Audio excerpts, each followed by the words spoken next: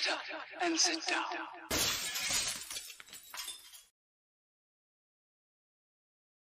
You go, we should be on now. Please don't ever tell me you're going to flick your box again. I know. Yeah, bless you. Don't You ever tell me had to that. be so good, didn't you, and put up with all my little proby pick on Fox things because, yeah, you didn't want your audio picked up, did you, mate? Yeah. Yeah. Hello, gang. Colin here, Festa 67's workshop, along with the guru for your usual Friday night frolic goodness, folks. So I'll get the pimpage done out the way. If you'd like to support me and keep this channel alive and the content keep coming, head over to patreon.com/Festa67's workshop. Or you can click the join button below this or any of my other videos. Doing so will give you access to the Zoom 24/7 off-air hangout. Helps keep me going. Also, there's a $sign just below the chat there on the YouTubes. If you click that, you can send a super chat through. It all goes in a big pot and helps keep all of this stuff going for you.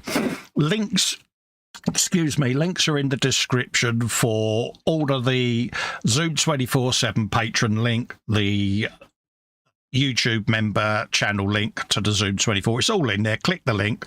If you're a member or a patron, it'll take you straight to the page where the post is with the web link and the passcode.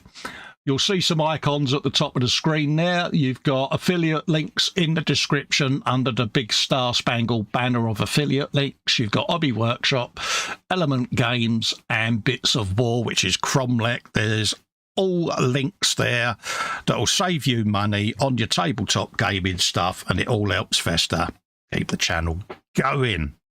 Good pimpage, that dude, was it? Oh, yeah. Yeah. Oh, I letting started going God through my speak for me. settings. Started going through my settings then. Also, you can You're going to make your buttocks clench. yeah, you can support this pillock by heading over to youtube.com/Guru Fox or go over to patreon.com/Model Making Guru. There you go. How are you, my It's dear? the right thing to do. I'm not doing too bad. I am not doing too bad at all, my friend. How are you? I'm fine and dandy, mate. It's been a bit of a productive week so far, mate, apart from me forgetting to photograph anything at the moment.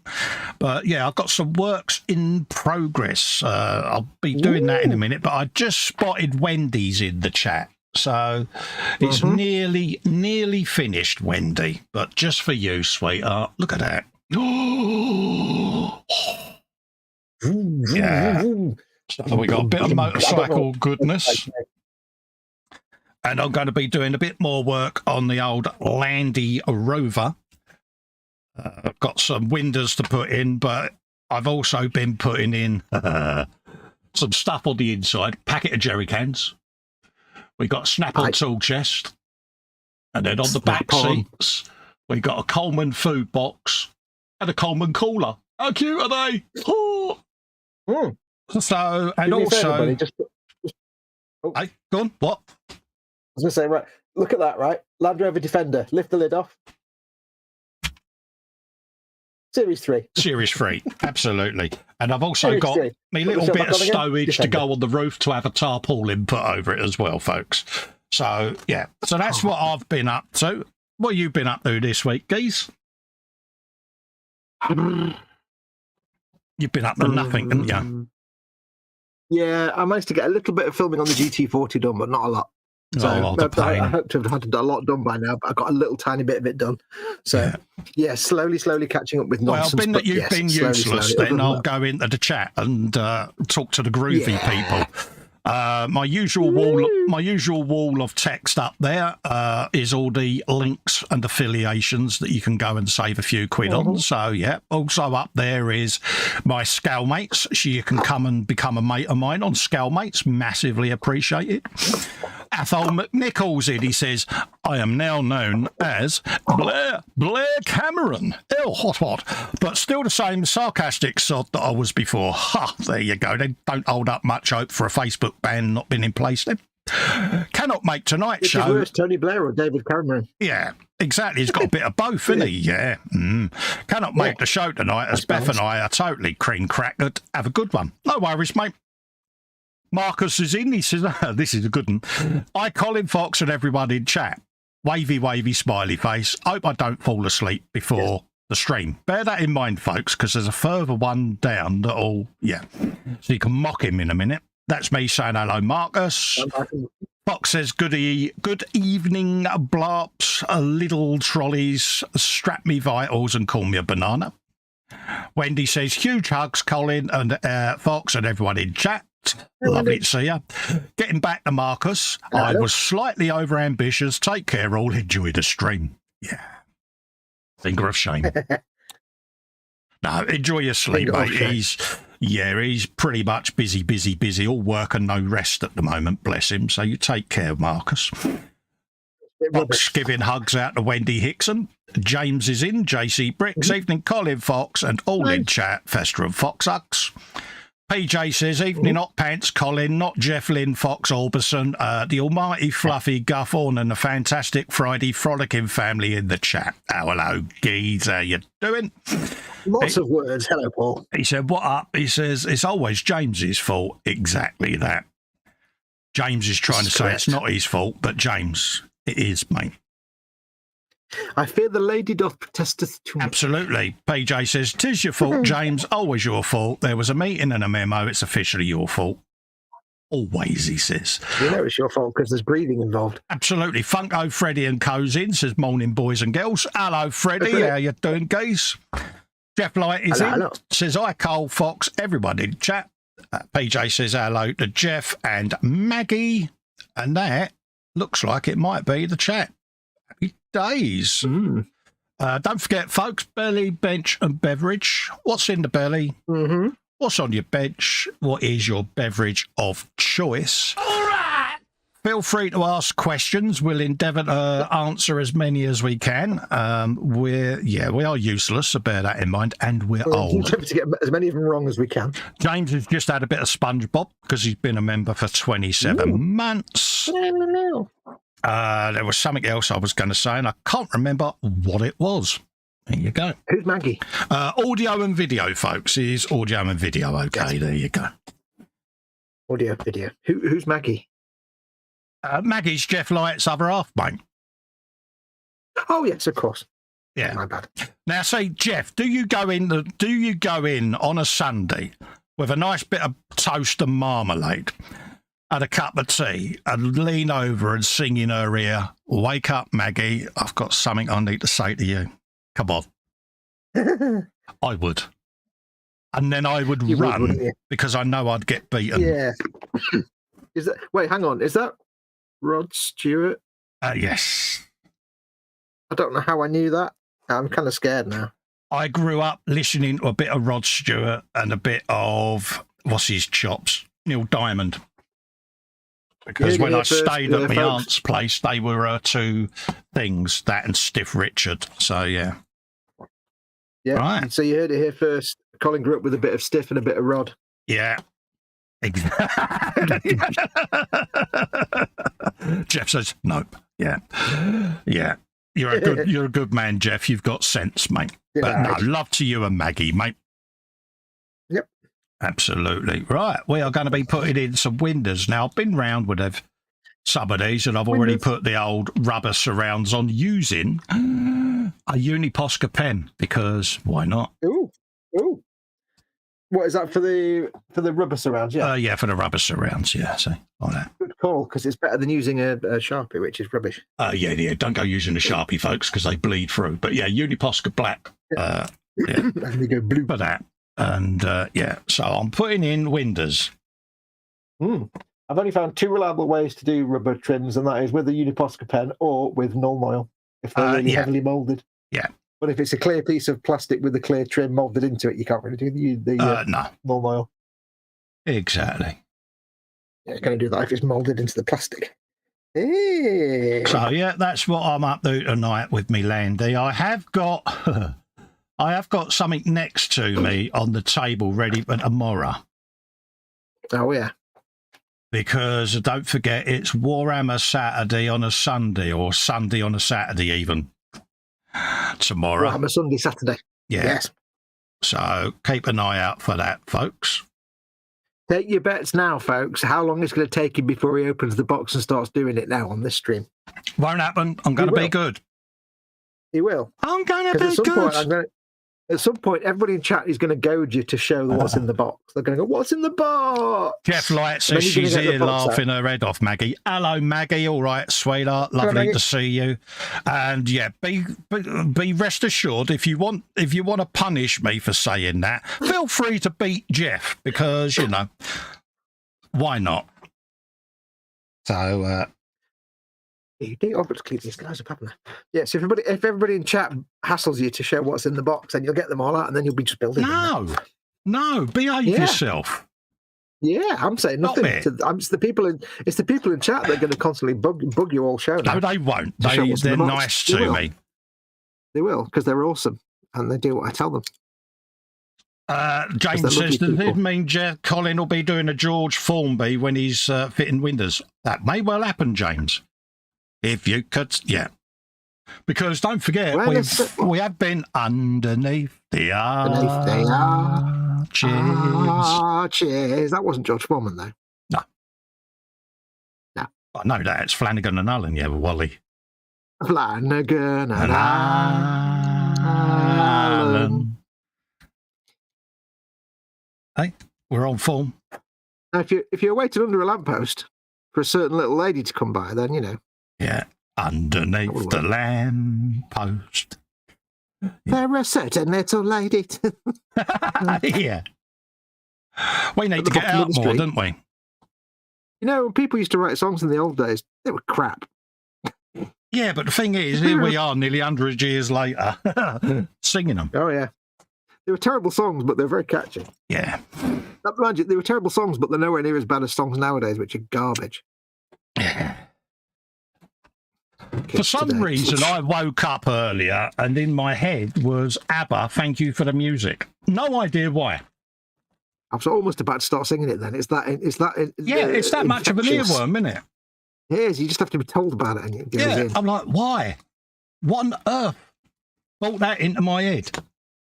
The greatest accolade you can give any band or musical group is that even people who don't particularly enjoy the music of a group, yes, if it's the point where somebody can mention one of their songs and you instantly know it, even if you don't listen to them and you don't like them. Like I've no feelings either way about ABBA, but you'll grow up with it. And if you mention an ABBA song, I can hear it because I know it. Yeah. That's quite a skill to be not liked by everybody, but everybody knows your song. Well, the thing is, like you say, most people go, "Oh, I hate ABBA," and an ABBA song would come on at a wedding. They'd be like foot tapping. Yeah, or they'd be on the dance floor. Yeah, women would be dancing around the handbags. Have you a bit of ABBA? Right, I don't know what that was. It was copyright safe, is what it was. JC Bricks and Builds, Belly, Burger and Chips, Bench, Hobby Boss, 72nd BR52 for tomorrow's stream. He's working on a World War II railway diorama with 3D print goodness, including pallets, oil drums, and platforms. Nice pair of platforms, James. Do you feel taller? Blocker boots. Jeff says she's laughing her head off and Maggie loves the banter on here. Yes, Maggie, we are 5 years old. We make no apologies for it. I'm 7. Yeah. Well, I'm 5.5, mate, because I'm 55. But yeah, so I'm 5.5. I'm 7 because I like the shape. James says, does this mean Colin will be during the George Formby? I think I've already read that one. He says AV is good. I think you've already read that one, Cole. PJ says belly is a thick sirloin steak sliced and layered across Italian salad with a couple of strong pickled onions. Bench closed for staff training. A beverage, Pinot Noise. That's a red wine, Cole. There you go, mate. And yeah, PJ's now slapping his face going, he couldn't even say that properly. No. Would that be Pinot Noir? Yeah. That's the very one. That's the very one. You knew that. Yeah, it's like I went in. I went. No hope for him. He was in a restaurant, and I sat there, and I said, "Cool, look at this golden blue menu." And my missus went, "Yeah, it's cordon bleu, mate, or whatever it's called." Yeah, I could just imagine the conversation in your house. Yeah, love, let's go out for a dinner in a nice restaurant. No, how about we don't? Yeah, okay. Who's this golden blue bloke? Well made. She's like, really? Yeah. Fair point, well made. He just sits there. No Just class. have a ping burger, love. Yeah, no class, she says. No class. No class. After all these years, it's charming that she still thinks it's possible. You got to hear her dulcet tones. So. I did. Well, only a little bit because it was speakerphone, so most of it got cut off. Yeah, bless her. And it was half asleep, so it wasn't that dulcet. Yeah. Yeah, I hate you. Yeah, I know. You're getting up, man. I'm up. We've got to do some easy line super glue stuff on this guy. Just remembered. So, what exactly are you doing right now with your Land Rover, Cole? I am Uniposca penning my surrounds for the roof window or skylight or whatever you want to call it. You're playing with your rubber bits. Yeah, so I am manipulating my rubbers. See what I did there? I see what you did there. But no, if you don't know, if the folks don't know what Uniposca pens are, he said rubbers. He said rubbers. In case you don't know what Uniposca pens are and you haven't got any, you need some. Yeah. They're basically, what you do is you get all your different colour Sharpies and you burn them. Because you never, ever use Sharpies. Other than occasionally the silver metallic ones and the gold ones, but for a little tiny detail you might get away with. Because Sharpies, the blacks go blue and shiny, they bleed through all your paints, they're horrible. Uniposca paint pens are actually acrylic paint and they're really opaque. Acrylic paint in a pen, that lot. Uniposca pens. And they're really, really opaque. So, and I've seen people paint, you can get some big fat square ones you can paint. I've seen people paint surfboards with them. Yeah. You get action figures and they paint them. I did my bear guy figure in Uniposca paint pens. Yeah. They're just great, especially for precise application. They're much better than using Sharp. These are 0.9 to 1.3 mil, but you can go right up. I think, is it a 10 mil nib you can get? Yeah, they do big fat chisel ones as well. Yeah, big fat chisely one. There you go. Yep. So they do billions of colours, and you know you can do such great. You can literally draw with them, but it's so opaque. I mean, if you had there's a series of plastic sort of rabbit figures you can buy that are deliberately unpainted. And I've seen artists just go to town on them with Uniposca paint pens. Absolutely. And they're completely opaque. They're light, fast. They dry really quick, and they dry really smooth. So you always want some in your stack, especially blacks for things like trim. Because if you've got a clear plastic, say, cockpit canopy with some trim on it, and you want to quickly do it, you can use the firm nib, go around it, and then if it goes over the edge, just scrape it off with a cocktail stick. Yeah. They're brilliant. Get some in your tool bag. Absolutely. Absolutely. And I do believe there is a link on my website in the Amazon store. Ka-ching! Cha-cha-cha-cha-cha-cha-ching. Question for Fox in the chat. Funko Freddy says, "Hi Fox, was checking out Facebook and saw the Super R-Type ship, which was just gorgeous, absolutely stunning. Can I ask the size, and is it cheeky to ask what sort of price this would set me back?" Not at all, because I didn't make it. It wasn't me. It's in my group, but I didn't post that. I can't remember who did it though. I can't remember who it was. If you're in the boom hut or whatever, just put a comment on there for the original poster, ask them what it was, and had, I think it might have been a 3D print, but I'm not. No, it wasn't. It was a kit. But I didn't make it. It's not me. It is awesome. You know, that's the one that's got it was in your group as well, Colin, with the glowy orange ball at the front. Yeah. So it's awesome. I can't remember who did it, but yeah, just ask in the comments. Do do do do do do do do do do. PJ says, "I got a full set of the Poscas, including the metallics. Been using them for years." Exactly, mate. Exactly. Yes. Same as, mate. Oh, unless Funko Freddy's actually asking as a commission, in which case I don't do commissions anymore, I'm afraid. But thank you for asking. If that's what you meant, I don't know. That's me being a bit presumptuous, but it could have been. So you presumptuous? Never. I like to assume nothing. Never. But if you're talking about the kit and stuff, I didn't make it. So. Sarah Jane. Wendy Hickson says, "Sorry, the internet went tits up. Bike model looks great." Yeah, I even did the carbon fibre around the tank. Bits and pieces, carbon fibre around the mudguard. You'll see all the close-ups of it when I upload all the videos. Absolutely came out chipper. just got a few little detail pieces to put on, like the bolt caps and things like that, and then it's done.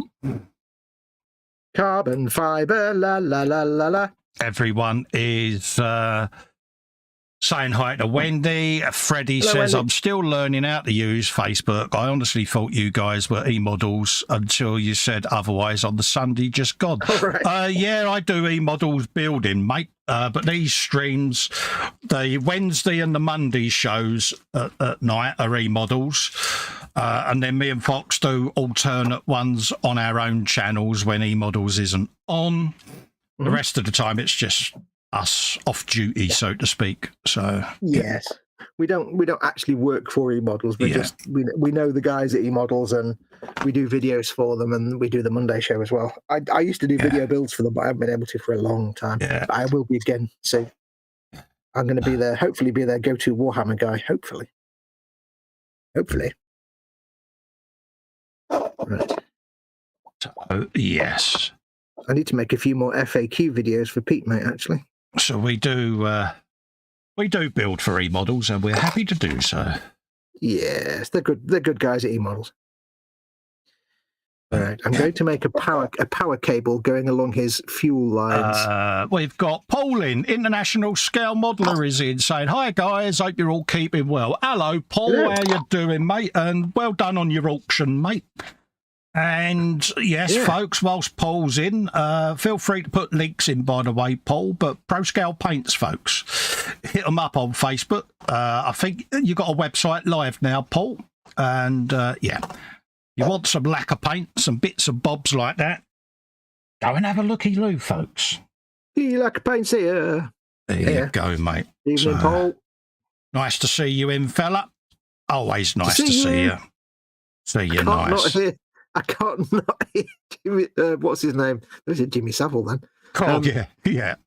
What's his name? Bruce Forsyth. Bruce Forsyth, yeah. Right. Yeah. Do you know what? I really love doing Easy Line. Yeah, everyone's saying hello to Paul. Great fun. But yeah, we're fine and dandy. Paul, how are you and family? There you go. Good man. He says, cheers, guys. ProScalePaints.uk. There you go, mate. Happy days, mate. No problem, Paul, with you promoting it, mate. You know me. Yep. We always make exceptions. Yeah, no.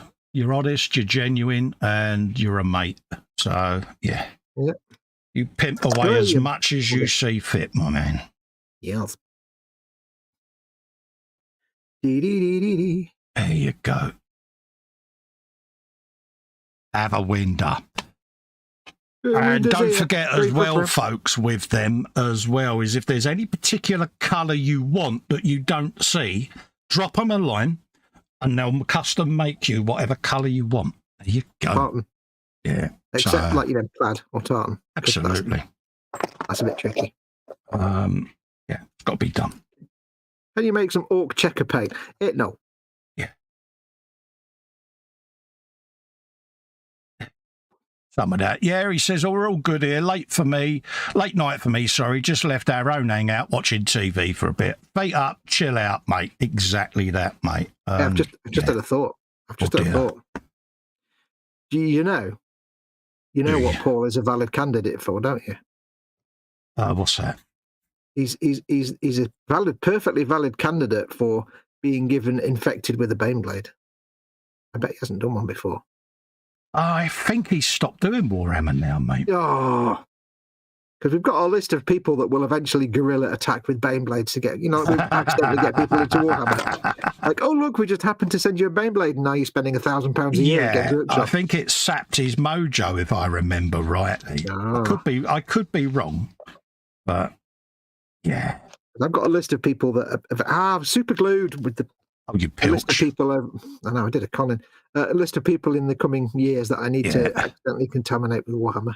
Absolutely.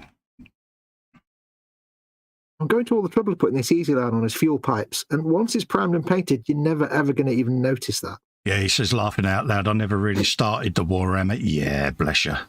That sounds like a man that needs to be sent a Baneblade to me. I think that's something we might have to... Might have to figure out, yeah. Yeah, might have to just accidentally... I mean, I assume you've got his address for some reason. I have, yes. Oh, well, Paul, you're screwed. Sorry, mate. You're just basically screwed. If Colin's got your address, forget it. He says, the clean-up drove him nuts. Yeah. Really? I don't know. Yeah. I don't know. Lightweight. Not at all, mate. I'd much rather see him do his shinies, mate, because, yeah. Put that in there and get a clean one because that was scuzzy. That's a bit of easy line on him. It's just a very lazy way of covering up that gap in his fuel pipes. You're made of fuel pipes. I could try and sit there and try and film them and then kind of tidy them up, but they're so small, it's easy just to put a bit of easy line over like an electricity line, a power cable, and hide it all together. Why not? I can imagine Paul will be saying to the postman, if you see anything for me from Games Workshop, from a middle-aged bald bloke from down south called Festa, sell it on eBay. Burn it. I can imagine it. Sell it on eBay and keep the money. I don't care. I could just imagine it now. Mm. It'll be, my retinas are burnt. Yeah. Yeah. He loves it, really. Yeah, absolutely. I'm going to do another easy line around it as well. I'm going to do 2 easy lines around this fuel pipe. Oh, mate, you go careful. No, I'm going a bit carried away. It just makes it look like some kind of braiding. We got those ones, and we got those ones. They're front windows. And they'll be the side ones. Get I in like there. setting kits on fire, says Paul. Yeah. That's the word of a man who's in his past has experienced the worst of Revell. Yeah. Oh, yeah. He has cremated many a kit.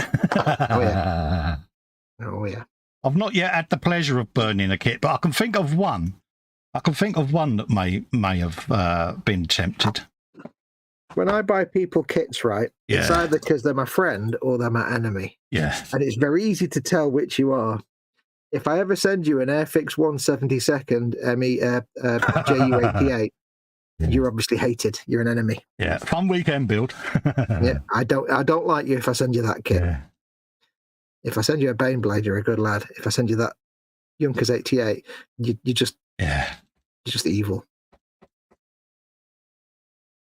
He says you guys would be better sending PJ Lewis some AMT kits. He loves those. Oh, mate, brilliant! Because I think somewhere I've got, I don't know whether it's an AMT kit, but I've got the Knight Rider 2000. What a wonderful example of plastic that is. Oh yeah, PJ, I'd love that. I've got the SWAT dude, but it was a gift, so I can't palm it off. I mean, give it to anybody. Yeah, I built my SWAT dude, but I didn't do the shiny clothing. Yeah, you didn't try and reproduce Revell's fine box art. No, I resisted the temptation, mate. I didn't realise he was an AMT fan. Cheers for that, Paul, for that inside information, mate, because Christmas is coming, isn't it? Mm. The thing is, we all sit here and badmouth Revell box art, right? Especially the figures. But at the end of the day, we should actually be grateful to it, because Revell box art is designed to give even the world's worst model maker some hope that they'll get a job making models. Because if those chuds can get paid for making those things the way they make them, then there's hope for everybody.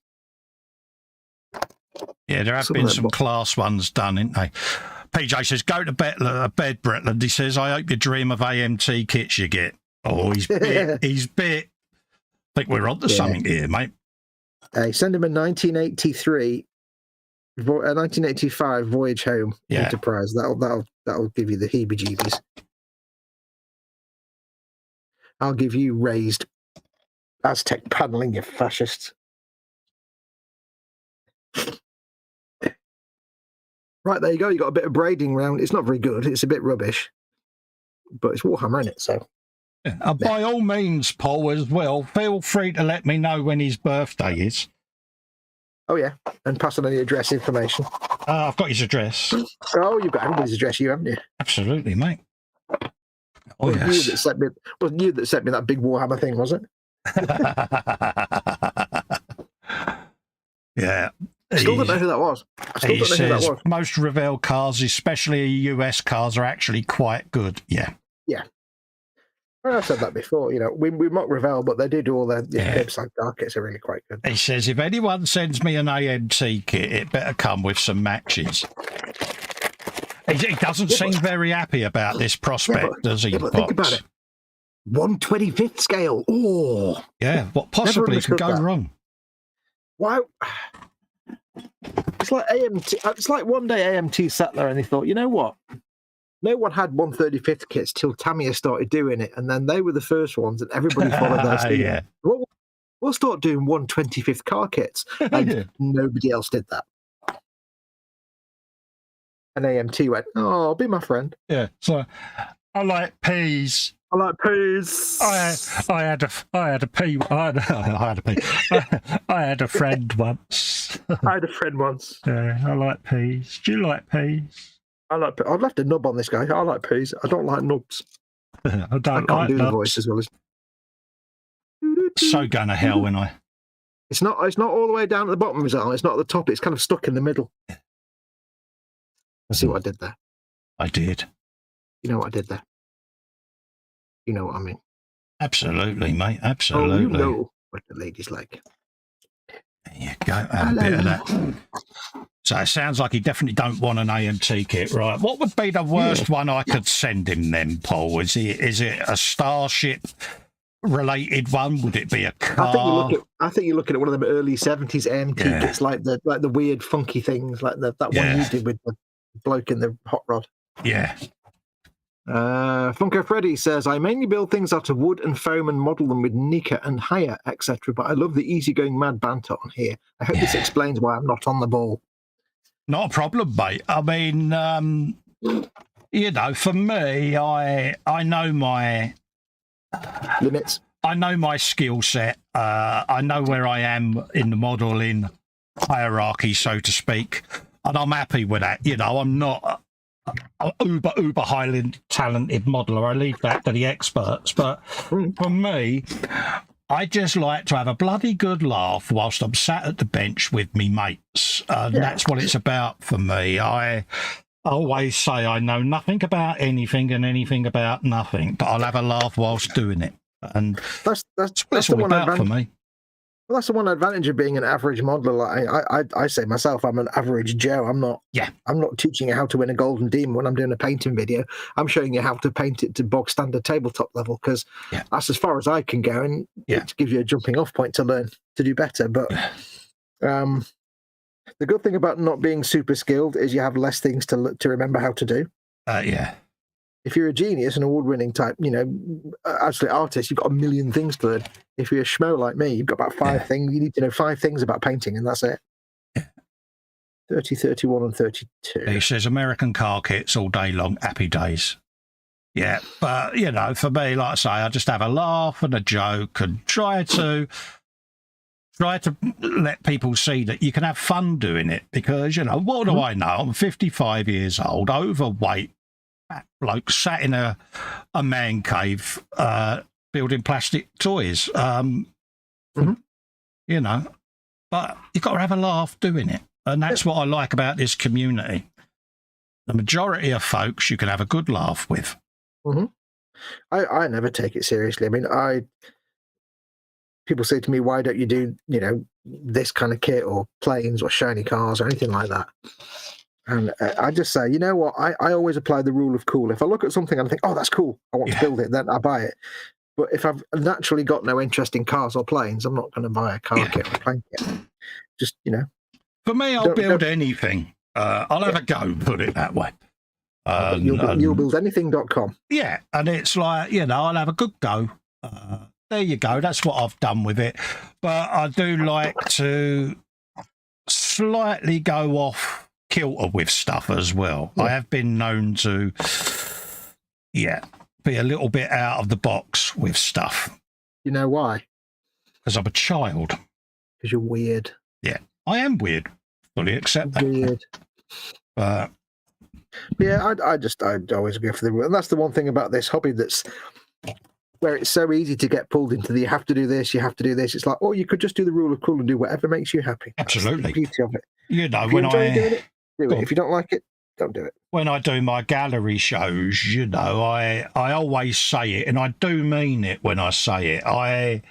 I leave them shows absolutely inspired by the work that people have posted, you know, and the likes of PJ, Paul and that in the chat, the guys that do the Uber Shiny, the David Hunters with the carbon decal wraps and the detail stuff. I love to see all of that because you can't tell me that you can't look at them builds and not be inspired to improve your own game, you know, and that's what keeps me going because I see work like that and I'm like, yeah, they've raised the bar there, and it gives you a challenge for yourself because, you know, I'm often asked, what's the best kit you've built? The next one is my answer because you've always got to strive to improve, haven't you? Yeah, and that again is the one of the ways to be in this hobby is, you know, like I've said, I have no interest in cars. I detailed them for 7 years. So send all your cars to Fox.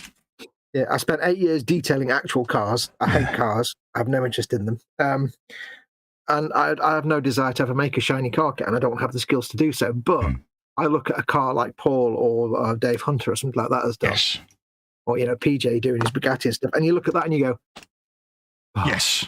And you can appreciate, even though I've got no interest in the subject, I can still appreciate a beautiful piece of work and a beautiful painted model. And I can appreciate the art of the vehicle itself. And it's absolutely, that's the thing of this hobby. It allows you to have your own little niche that you stick to. Yes. But also appreciate people who do stuff that you don't like. Well, this is it. You know, at least for me anyway. I don't know about other people. I often say, you know, that's an artist at work. That is a work of art. And they are, because that is, you know, whole new level. And I like doing down and dirty, rusted up, abandoned stuff as well. And I'd like to get more into that because as time goes on with my dexterity issues that are creeping in, I'm not going to be able to do uber shiny to that level that I'd be happy with it. So I can get away by doing down and dirty abandoned stuff because it gives you that freedom to be I can disguise my little errors that the shakes have brought out on that, you know what I mean? So I want to move into that niche.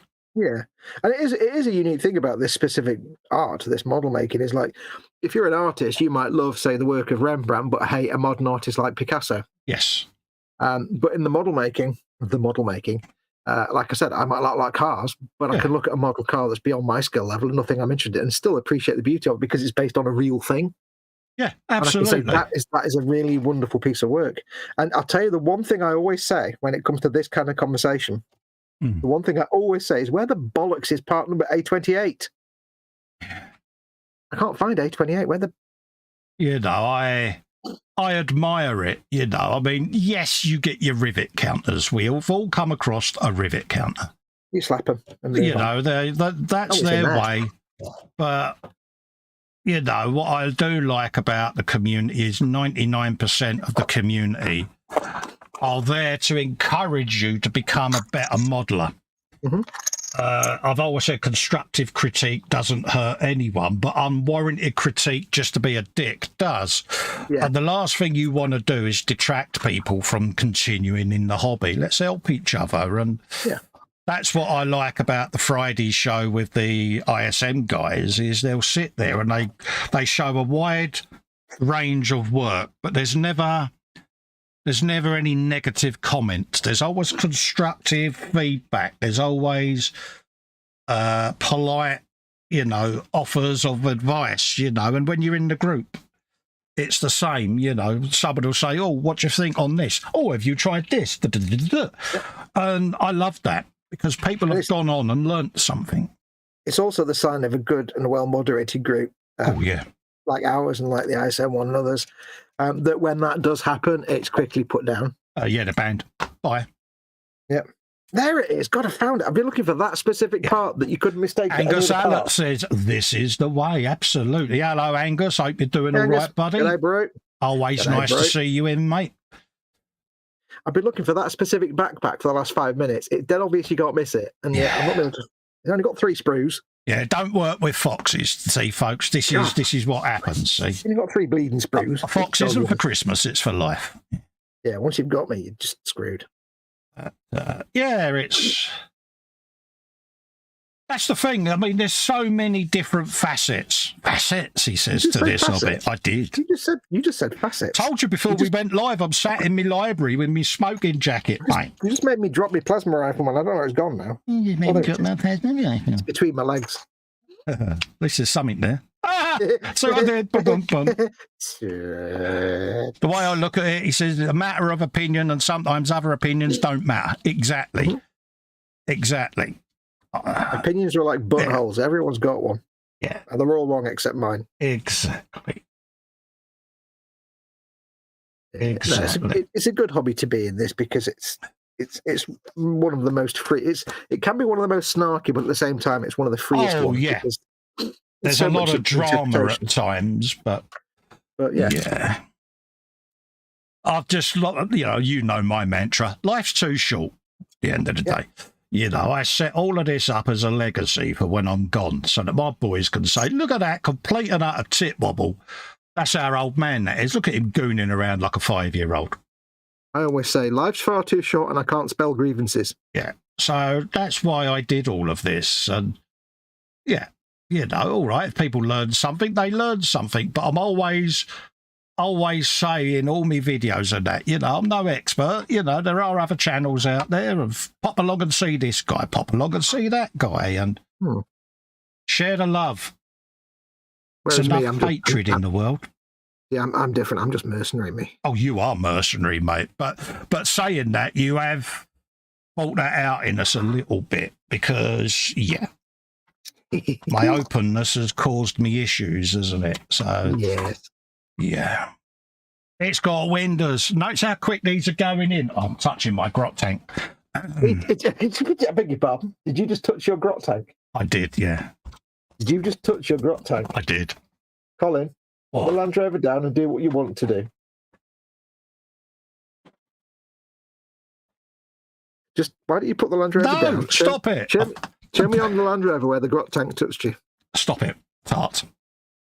Because you want to make your grot tanks. Also, you've just given away that there were grot tanks.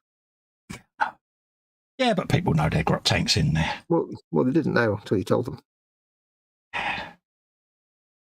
What show's that going on tomorrow, dear? It's going on the one in about 10 minutes, I think, isn't it? Yeah. Grot tanks. See what I did there? I see what you did there. Yeah. No, I'm not building them today. I bet you end up building them before the end of today. You'll have finished putting your windows in. You'll be like, what am I going to do now? Oh, look at that. You've already touched them once. So I'm up against, folks. To fill in the dear viewers, basically, before we were going live, we were talking about tomorrow's show. I was saying to Colin, what we're going to be doing. And he's like, I don't know what I can do tomorrow. I said, get your grot tanks on.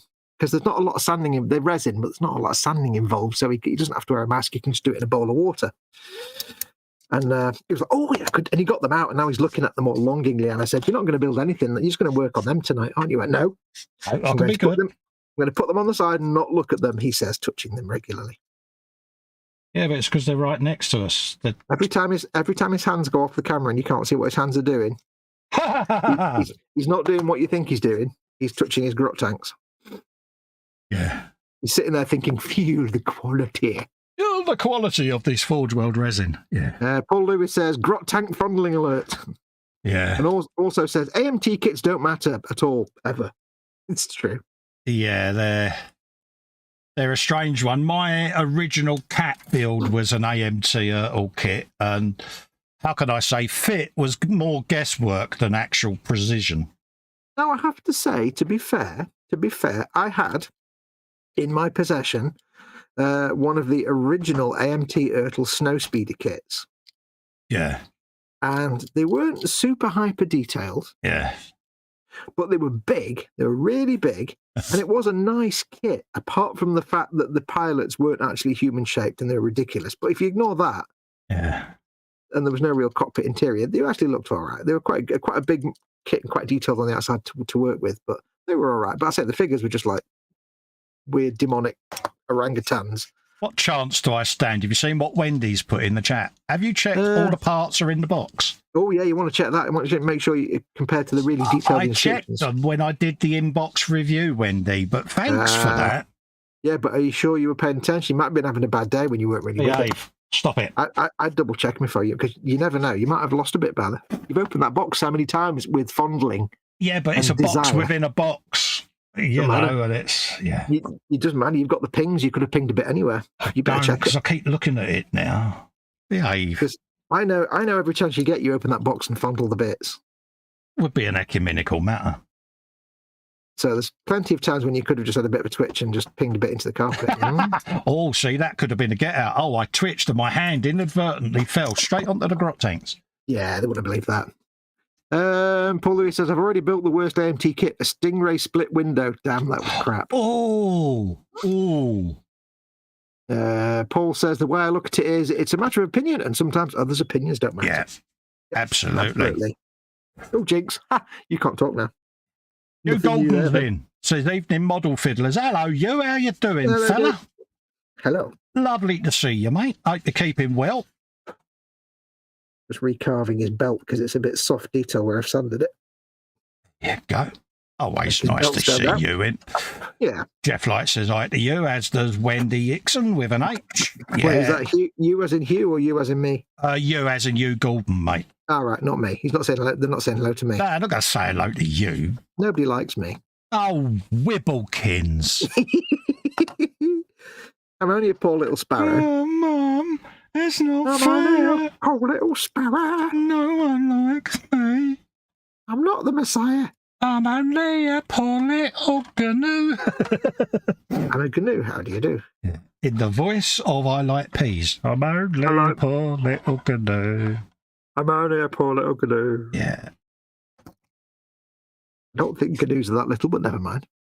BJ says to you, did you bring your camera? There's obviously a story there. Feel free to spill the beans, PJ. And when by feel free, you mean just do it. Yeah. La la la. Don't forget, folks, of course, if you're watching this, we do have, as you can tell, the live chat in front of us. But if you can't see the live chat, if you're on a mobile device, it might be underneath well, usually it's often underneath the video. So scroll down a bit. Yeah. It might be underneath the video. If you can't find it at all, then try and use the desktop version of the video, not the app version. But if you're watching it embedded somewhere like Twitter or Facebook, then simply click on the YouTube icon in the bottom right-hand corner, and you can carry on watching and join the live chat. And you can ask us questions in our brains. We can answer them with our face. You go careful. Bloody hell, mate. I can answer them with our face mouths and the words. Oh, dear. So do feel free. Oh, dear. Don't forget, of course, if you want to get our attention, we are old and we struggle seeing things, so make sure you do at Festa67's workshop or at Model Making Guru to put our names in an orange box in the comment, or you can do a super chat by pressing the dollar symbol at the bottom of the chat window. It makes your comment unmissable. You get a wiggly little guitar playing dude, and also you give Colin some money, so it's really helpful. Yeah, a bit of air guitar. Yeah. Helps keep the channel alive and the content coming. Yeah. More importantly, you're giving Colin money, which is wonderful. So do that. Cool, yeah. This is when I use my mercenary skills for other people, you see. Oh, give him your money. That's right, give him your money. Oh, dear. Cue the Bob Geldof impression. Yeah. She's still alive. Yeah, I think so. Give us your money. Yeah. La, la, la, la. It's still at the chemist since 1986, says Hugh Gordon about his camera. God, do you remember taking your camera to the chemist's? Yes. Yeah, going back a long time. Yeah. Oh, you remember last week I was changing the blade on my knife and I've got my little plastic sharps box. Yeah. And I was inquiring what I'm supposed to do with it, and somebody says take it to the chemist. Oh, yeah, I did. Yeah, so I took it. I had to go to the chemist today to get some prescriptions. So I had this bag full of some of my Wolves old pills and this sharps box. And I said, hello, I've come for a prescription. Also, here is a bag. For some reason, I put it in a food bag. I don't know why. Here is a bag full of unneeded medication from the mother. And he went, okay, is there any hard drugs or anything? I went, no, it's just medication. Yeah. She's not a crack addict. 83-year-old crack addict. And I said, also, there's a little plastic sharps container in there. Mm. And he was like, oh. I said, I was led to believe that I can bring this into a pharmacist. Absolutely. So it's a specific sharps box. It's just got modelling. It's got scalpel blades in there, but they're not medical. There's no diseases on them. Absolutely, went, yeah. Well, that's the manager. And the manager's like, yeah, just stick them over there. Hugh says evening to Wendy, Jeff, and Arnold Lane. There you go. Hello. Edward Leonard's in. Squishy alert. Oh. Who's Arnold Lane? Don't know, mate. Who's Arnold Lane? I'm scrolling up to see whether I've missed anyone. Arnold Lane. All I can think is, I'm Arnold. I'm not even in the chat. Get to the comments. Hello, Edward. how.to? PJ says, my question of the week on the ISM stream tonight was about photographing models.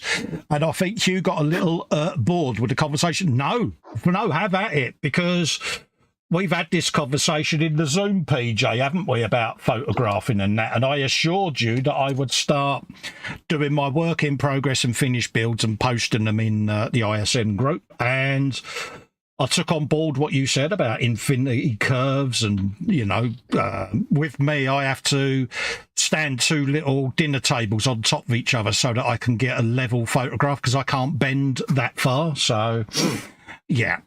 So, no, I found it thoroughly interesting and quite enlightening, if I'm honest.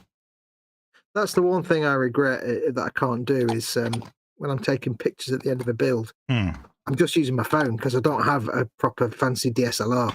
Yeah, I'd love to get one, but they're out of my price range, I'm afraid. Well, I mean, I'd love to get one, but again, they're all at my price range as well. But also, I don't have the photography skills. And this is the thing, right? My father was a cameraman for 50 years. He was a television cameraman. He knew everything about taking pictures for cameras and all kinds of stuff. And I inherited none of that knowledge. Yeah. And the last thing I want to be doing when I'm trying to take a picture of a thing is just messing about. So I just use my smartphone, and it does. Yeah. I do regret the fact that you've got such a small focal range. Yeah. That there's no. I did try. I found some software so you can do like multiple photographs at different focal distances. Oh right, yeah. And then you can slice them all together. It's like you use it for microscopy. Yeah. It didn't really work very well. So, I mean, at some point, I'll get a proper camera and I'll take some decent shots. Yeah, I'd like to get one, but every time I see the price, I'm like, yeah. Well, the only workaround I've found for now on smartphone is to take the photograph from a long way away. Yeah. Or from a distance enough where everything on the model is in focus, and then zoom in and crop it. And you get a slight loss of quality, but if you're careful, you can do it, just about get away with it. It's the only way I can do it right now. Yeah, but no, it does make sense, because when you look at photographs like that they've taken, like PJ Paul with their dioramas and Simon and that, you know, it does make of the model, doesn't it? Because I've been caught out many times where I've looked at it and gone, that's a real car. That's a real thing. Because the diorama, that's why I built Festa's workshop. You know, my little diorama that I've got. That's why I sat and built that, because I had this conversation with PJ in the Zoom, and I'm like, he's got a bloody good point there, because normally, you know what I'm like, you get a photograph on me cutting mat, and it's surrounded by shite and detritus, and it's like there's a model in here somewhere. And I get that.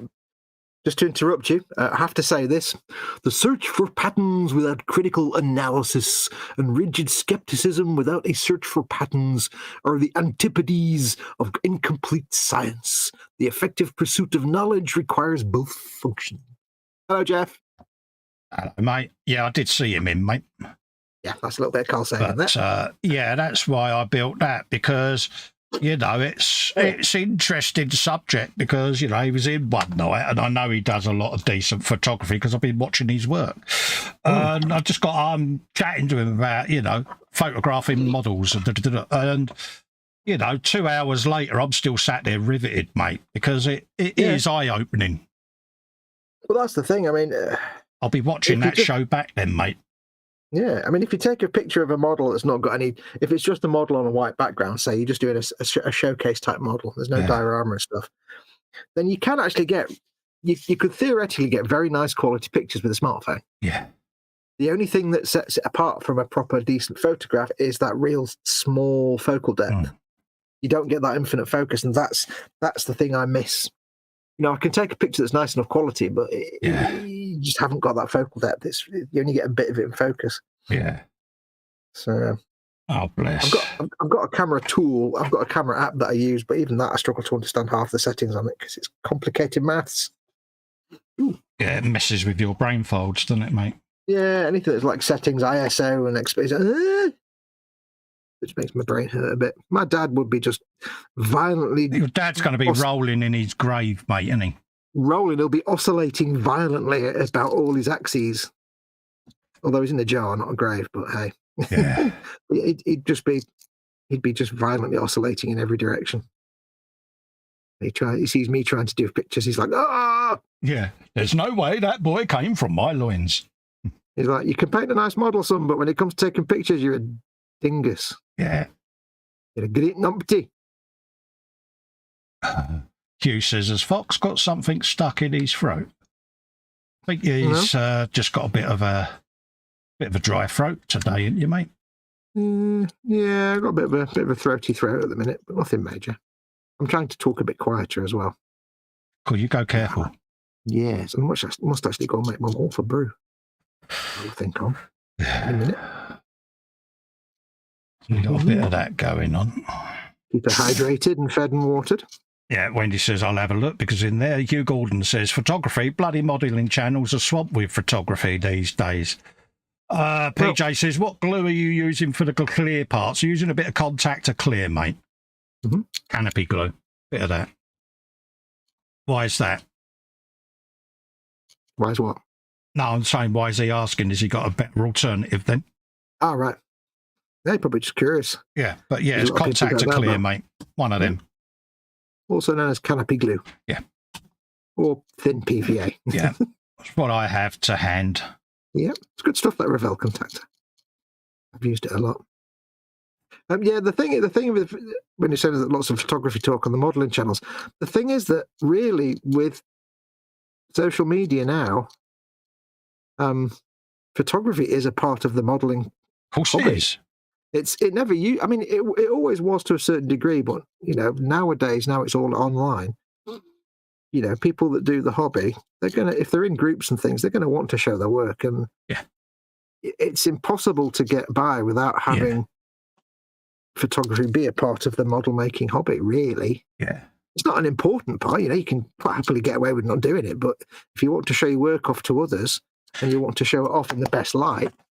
Well, I think with some of the modern work and the modern techniques and the hyper detail that people are doing, especially with carbon fibre decaling and decal wraps, good photography of all that detail is quite crucial, isn't it, for people to be able to see it? I mean, there's nothing makes my heart sink as much, like in the boom hut, when I see somebody post up I finished this build, whatever it is, and they've taken a photograph on a smartphone, which is fine. Portraits. But they're in a dark room and they've turned the flash on. They've gone click, and there you go. Yeah. And it's either out of focus because they moved while they were taking the picture, or it's just horrible flash photography, and they've not checked the picture before they upload it, and they just blop it up on the Facebook, and it's like, and I have to try and find a way to say to them, your picture sucks. Yeah. Please, can you not take a gash picture, without actually saying that? Because it's you're doing all that hard work, and then you're taking the world's worst photograph, and nobody can see all your hard work, and you're not showing it off. You want to show off all your effort. Yeah. Or you get a picture where you've taken a picture of their model, and it's like that big on a bench full of other clutter, and you're like, what am I supposed to be looking at? Yeah. What's the actual model? Is it that roll of tape? Is it? Yeah. And you have to gently say to them, can you take a picture that actually shows off your hard work? Yeah. Because it's a shame to waste it with a picture of a scruffy desk with a tiny model in the middle, or it's a flash, because a lot of people don't realise taking a picture of the flash just destroys your paint job. Yeah. Especially when you get a reflection of the flash right in the middle of the model. It's like, yeah. What's the big lava dot in the middle? It's like, trust me, you take a Golden Demon winning, award winning paint job and take a photograph in dark with the flash, it'll look like it's been painted with the 5-year-old with a half dead cat and half a potato. There's just no way around it. So I always try and gently encourage people when they do that to say, just try again, but turn on more lights and don't have the flash. Wendy Hickson says, lovely model to Edward. Yeah, is that the squig off in the group, Wendy? Yeah. Oh, yeah. Oh, it makes me want to make my squig off. I know, yeah. And you know what's a bit like the squig off, Col? Grot tanks. Grot tanks. Yeah. The only thing with a squig off is we've got close-up wedge painting to do, and it's like, Yeah, we have to film that in slow motion. Right, I've managed to not get rid of the rivets on his helmet. So admit it, Edward, how long did you spend painting the wedge? Or did you just not? Did you bail on that one? Right, I'm going to quickly pop aside for a minute. Yeah, no worries, mate. I shall return in a few moments. No problem. No problem at all. Let's just pop that in there for a minute. Sort that out in a sec. What else was there? PJ says no alternative, just been nosy. No wrong with that, mate. Yeah, it's kind of what I've got the hand, really. It's a bit of canopy glue, mate. But, yeah. It does what it says on the tin for me. Be even better if I didn't have all my fingerprints over it, but hey, you know. I should have put my gloves on, but my hands are too sweaty. There you go. The shell's not going on tonight anyway, so it's got to have a bit of light weathering. Edward says, yeah, just brushed over it lightly, guys. Yeah, the widge. Yeah. It stares at you, Edward. I don't know about you, but whenever I look at that squig off, I hear the Jaws music. Like da-da, da-da, yeah. So, yeah, a little bit of light buff will go over this and dusty the windows up a little bit because it's going to have a bit of light weathering on it. I think major, but, you know, it is a support vehicle for the Dakar crew, so... So we'll have a bit of that on there. Jeff says, I very rarely use a flash these days. Yeah. Yeah, it's one of them, you know, I find the whole thing quite interesting, to be quite honest with you, because, like you say, it can make or break the model. And, yeah, you know, good lighting, like I say, you know, I've got... couple of backgrounds. I've got some printed infinity curves. I've got my little styrofoam diorama that I can do the 24th scale in. So, yeah, it does make a difference from just a generic blue cutting mat with a load of crap on it in the background. It's put a bit of effort into the picture. Why not? You know, you put the effort into the kit, you might as well continue and put the effort into photographing it. So, yeah, I shall endeavour to watch that. I was fast asleep when it was on earlier, so apologies for not making it live, but I might have been roofied. So, yeah. So we got a bit of that going on. Got a bit of black to go around the edges of those. Edward says, my trench coat doesn't fit anymore. Trench coats. Yeah, dear. Oh, trench coats. Used to be a big thing. Don't see many of them now, do you? The good traditional jet black trench coat. Proper gabardine. Yeah. Yeah. I used to be into trench coats, then I got into great coats. Yeah. And you got into ponytails, but we won't go there. See what I did? I'm back, by the way. Did I miss anything? No, I was just padding out till you got back, mate. Yeah, it's what people want, mate, isn't it? Absolutely. I gave Mum a cup of tea, sorry. Oh, and bless she's her. been good today, so I gave her a treat of a pork pie as well. Oh, bless her. I had a couple of pork and pickle pies earlier. Yeah. So I put the rest of the packet back in the fridge because you will eat them all. Yeah, fat boy. Mum. She wasn't wrong, though, was she? I accidentally ate half a pack of chocolate hobnobs today. Oh, you git. I felt disturbed and also very satisfied by it. Was you sitting there rubbing your belly going, shouldn't have ate all of them, but I'm glad I did? My brain was going, yeah, but no, but yeah, but no, but... I've still got half a cup of coffee left, eating another hobnob. Nom, nom, nom, nom. Yeah, makes perfect sense. Yeah. I'll go with that all day long. I even got myself a glass of milk just in case I ran out of coffee, but I'd eaten all the hobnobs before. So, yeah. Oh dear, I just accidentally touched my grot tank box then. How'd that happen? Oh dear. Oh no. When you said touch, do you mean open? No, not opened it. Are you still doing your windows? I am. Yeah, when you finish your windows. Doing me skylights at the moment, mate. Skylights. We both did that. And I don't know where we were going with it. Got no idea. It wasn't a reference to anything. Do you think we're at that stage now, aren't we, where we've started to finish each other's sentences? It's getting a little bit sad, isn't it? I thought you were going to say that stage where we just start dribbling uncontrollably and just talking about the end times. Talking about grot tanks, yeah. Talking about grot tanks. I don't know what that was meant to be. I will never do that again. Yeah, please don't. No, it's not. Taking a point and shoot of your model and posting it is not photography, says Hugh Gordon. Well, you're taking a photograph. It's technically photography.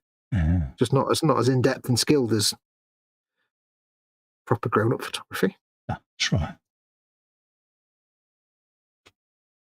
Oops. It's one of those, though, isn't it? I mean, when you look at it, it does make it. I mean, I know this from the gallery when we do it on a Sunday. You know, you look at the photography on some of the kits and you think, it's photographed really well, and it does. The detail smacks you in the arse, doesn't it? And yeah, I mean, I see like good photography from. I mean, even if you go back to the 1980s, I can go and grab two of my modelling books now from the 80s and the late 70s, and one of the chapters, both of them have a chapter on how to photograph your models. Yeah. So it's kind of always been an integral part. Now, obviously, like taking out your smartphone and going click, it's not photography in that you're not setting up the lighting and the color balance and the CMYK and all that. It's still photography in the loosest sense, but it's still it's that part of the hobby of taking a picture of your model. Exactly. And there's different levels of skill, but I've forgotten the point I was going to make. I've got no idea, but it sounded good, mate. Yeah, it's always been a part of it, but I think a lot nowadays. I think people. The difficulty is that in the olden days. When I were a lad, it were great. In the olden days, you only had the option of film cameras, so it was all complicated. But nowadays, with smartphones, everyone can take a picture, which means that the people that have the knowledge or the ability or the hardware to actually do the high-tech, proper Ponzi photography stuff, they're going to take pride in it. And I think it's a good thing because when you've put all that work into your model, like, your David Hunters or, your Pauls or your PJs and people that do these amazing works, your Cy Reynolds and all that kind of stuff, you do a work of that good quality, you want to make sure that the photograph, the picture that you take, wherever you're going to post it, whether it's on a website or just on Facebook or just for your records, you want to make sure that it looks as good as possible because you want to show off that work. Absolutely. Not everybody will go to all that trouble, but a lot of people. I think it's definitely, you'll get people having big long discussions about it because they're the people that take it seriously. I kind of see it. I don't do it myself, but I can understand why it's an integral part of making a model, the same as like building or gluing or priming or painting or. Yeah, it's a stage at the end of the day of the model building process, and it doesn't have to be, but it can be. It's like the final step in building your model. Well, I think it's a crucial part now because we're in a social media world at the end of the day, I mean, us, we're analog men in a digital world, we're just learning it. Whereas the next generation of modeler, I look at people like Scale Motor, Luke Ward, the Welsh guy. I think in years to come, he's going to be a very influential figure in the community because he's got some good skills there at a young age, but also it's that younger generation with the whole TikTok generation, isn't it? The social media awareness and that, and I think that stands them in good stead. Well, we're still part of that. I mean, obviously we are because we're doing YouTube, but I think the point, it doesn't come as easy to us, does it? Whereas our generation, when we were kids making models, our peers at the time, the adults that we were, got us into it, they would make a model and put it on a shelf. Yes. No one would ever see it unless they came around to the house. Very occasionally, someone might make a model and take some nice pictures to send off to a magazine. That might be, but that's 99.99% of people that made models would just put them on a shelf in a cupboard and you never see it again. Yeah. And it was made just for their own pleasure. But nowadays, you can do that, but there's part of the whole online community, and you join these communities. It's the wonder of the internet age is that now we're not just sitting. When I was a kid making models, I was just a kid making models. I had no community. Yeah. My friends looked at my models and thought they were great, but they didn't make models. They didn't really know. They didn't care. Absolutely. So there was no community at all. There were model clubs, but most people didn't bother with those. So nowadays, it's a community thing.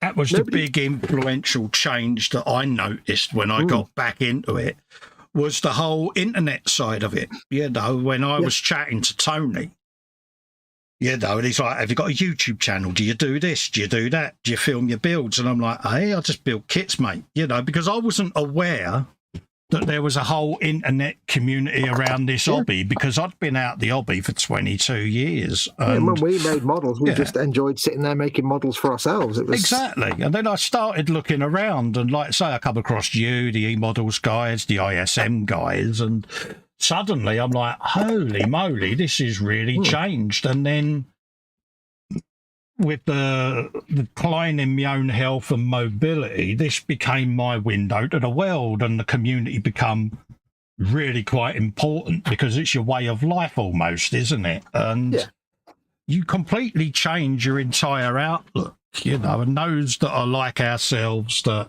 are restricted with interaction in the real world, this is crucial, all of this. And it's just more simply put as just no one models alone anymore. Or well, very few people model alone. There'll be some, but it's very rare now to find somebody that models just for the sake of doing it. It doesn't have in some way some public sharing kind of scenario where they can, you know, talk to other people that do that hobby. Absolutely. Absolutely. Hugh says, I'll stick the modelling and leave photography to the experts, each to their own. Absolutely. That's the beauty of this hobby, Hugh, at the end of the day. It's, you know, it's each to their own. But I do think it really does open it up to a lot of people, you know. And it's part of the discussion now. It's part of the discourse, the language nowadays, isn't it? Yeah. Because it is how it's all about sharing your work and having a community, and that's how you do it. So exactly, mate. I don't think there's any pressure to be like a top-notch photographer. I think, you know, I agree with you in a lot of ways. You know, you don't have to do that. And like I was saying before, there's nothing wrong with just taking a quick picture, a semi-decent half-hour picture with your mobile. That's what I do. Yeah, absolutely. At least it's showing people. Yeah. What you've done, you can share your work to a wider public. Oh, okay. But it's definitely part of it. Have I just... Oh, no. Because there's nothing worse than someone that hangs around in a model making group and gets all gobby and I know everything, and never shows a picture of their work, because they never get taken seriously. No. And I can think of a few off the top of my head. You don't want to do that. You're not doing it. It's like, let me see your work. Oh, well, yeah, well, shut up then. Oh, yeah, we've all had pictures, or you have no authority to speak. Yeah. We've all know someone like that. Oh, yeah, especially when they rivet count you as well. That's great fun. I love that. Well, I've been on your channel and I can't find that tutorial video that you're referring to. Yeah. I can't find your version of this model that you did so well that you know exactly how to tell me how to do it. Send me the URL, I'll take a proper look. Oh, well, yeah, well, then, you know. Nothing works. Yeah, it happens, doesn't it? Yeah. You're always going to get them people. You know, every hobby has them. I mean, there's nothing wrong with obviously, you know, giving advice to people where you can see they've gone wrong. But the kind of like thoughtless, you don't want to do that. You don't do it the wrong way. You're doing it this way. You want to do it that way. That's the wrong way. It's like, well, you're supposed to teach me, not just tell me off. Exactly. You show me how you've done it and teach me where I can do that. You show me how I can do it better by showing me your example. Oh, wait, you haven't gotten it right. We'll just... yeah, it's like, really? Stop get off your high horse and try and do it constructively next time. If somebody's giving constructive advice, you don't need to see their work. If somebody's like saying, have you thought about perhaps doing this, because that might really accentuate the colour choices better. Oh, you've painted, but if they painted that wrong, it's wrong, that's not right. Well, show me how to do it right. We can. Yeah, exactly. PJ says, Hugh, you build some fantastic models. Why wouldn't you want to show them off to others? What you do can inspire younger and less experienced models. Yes, he's done a lot with resin add-on parts, you know, to buccaneers and things like that. Now, not everyone knows how to do that. Yeah, you know, and get them pictured and get them shown off you. Yeah, that's the beauty of it. I don't actually know anyone that. Well, I don't think I know anyone that puts pictures of their work up to show off. Most of the people I know that I either know for sure or trust that they put pictures of their work up to say, here's what I've done. What do you think? And also, let me tell you how I've done it. I put pictures up so that I don't get nagged for not putting pictures up. For you, it's just to get people quiet. You put your pictures up because you haven't got a choice. Yeah, you know, and it's one of those, you know, I'm guilty of assuming people know I've got a new video up, you know, because a certain person says to me, so you've put 2 new videos up. Yeah. Where did you pimp them? Yeah. Well, people know where my channel are. It's like, I don't like to swamp people with my work. You've got a YouTube channel, you muppet. Yeah. You have to, it's your job. I love doing that. So I don't like boasting about my work. You're running a YouTube channel. Yeah. It's kind of what you need to do. People want to see the work that you film. Oh, they'll find it. Yeah, they're going to find it if you haven't told them that it's up. Yeah, I know. Yeah. You are your own worst enemy. I will stand on the naughty step. But I don't think I know anybody that just shows their work off in any of the groups just to show it off and say, oh, look at me, I'm brilliant. No. I think everybody I know either is asking for help or advice or honest opinions, or is saying, you know, here's my work in way to inspire people, or hopefully they'll ask them questions. Yeah, instructional. Yeah. Yeah, or it might be a particularly bad kit they've made a great job of, and it might inspire people to say, well, if he can make that kit look good, absolutely, maybe I can do it. And that's the key for me. That right? You know, is I know it did. You're a poet, you know it. Ooh. You know, I've lost my train of thought now. Yeah. That's the key for me. Is it's gone on it. It's gone, mate. You hate me, don't you? I do, yeah, because the one time I had to talk, he still talked over me, and I forgot what I was going to say now. Yeah. Bless. I'm just going to sit here and play in my windows. You sure you don't want to touch your grot tank? No, I will do in a minute. That means he's going to touch his grot. He's going to have them out. He's going to have his little grot tanks out by the end of the show. He'll be showing them to you. He'll be showing them to you by the end of the show. Be like, right, we've only got 5 minutes. I'll show you my grot tank. No, I won't. You will. Oh, yes, you will. Hugh says, quick picture on £1,000 mobile should be good enough. I sometimes just can't be bothered. I know better, but hey, I'm not fussed, really. Don't worry about it, mate. Hugh Gordon says, Edward, same here. I have a DSLR, big flash, tripod, photo booth, etc., and I can't be bothered. Yeah. Yep.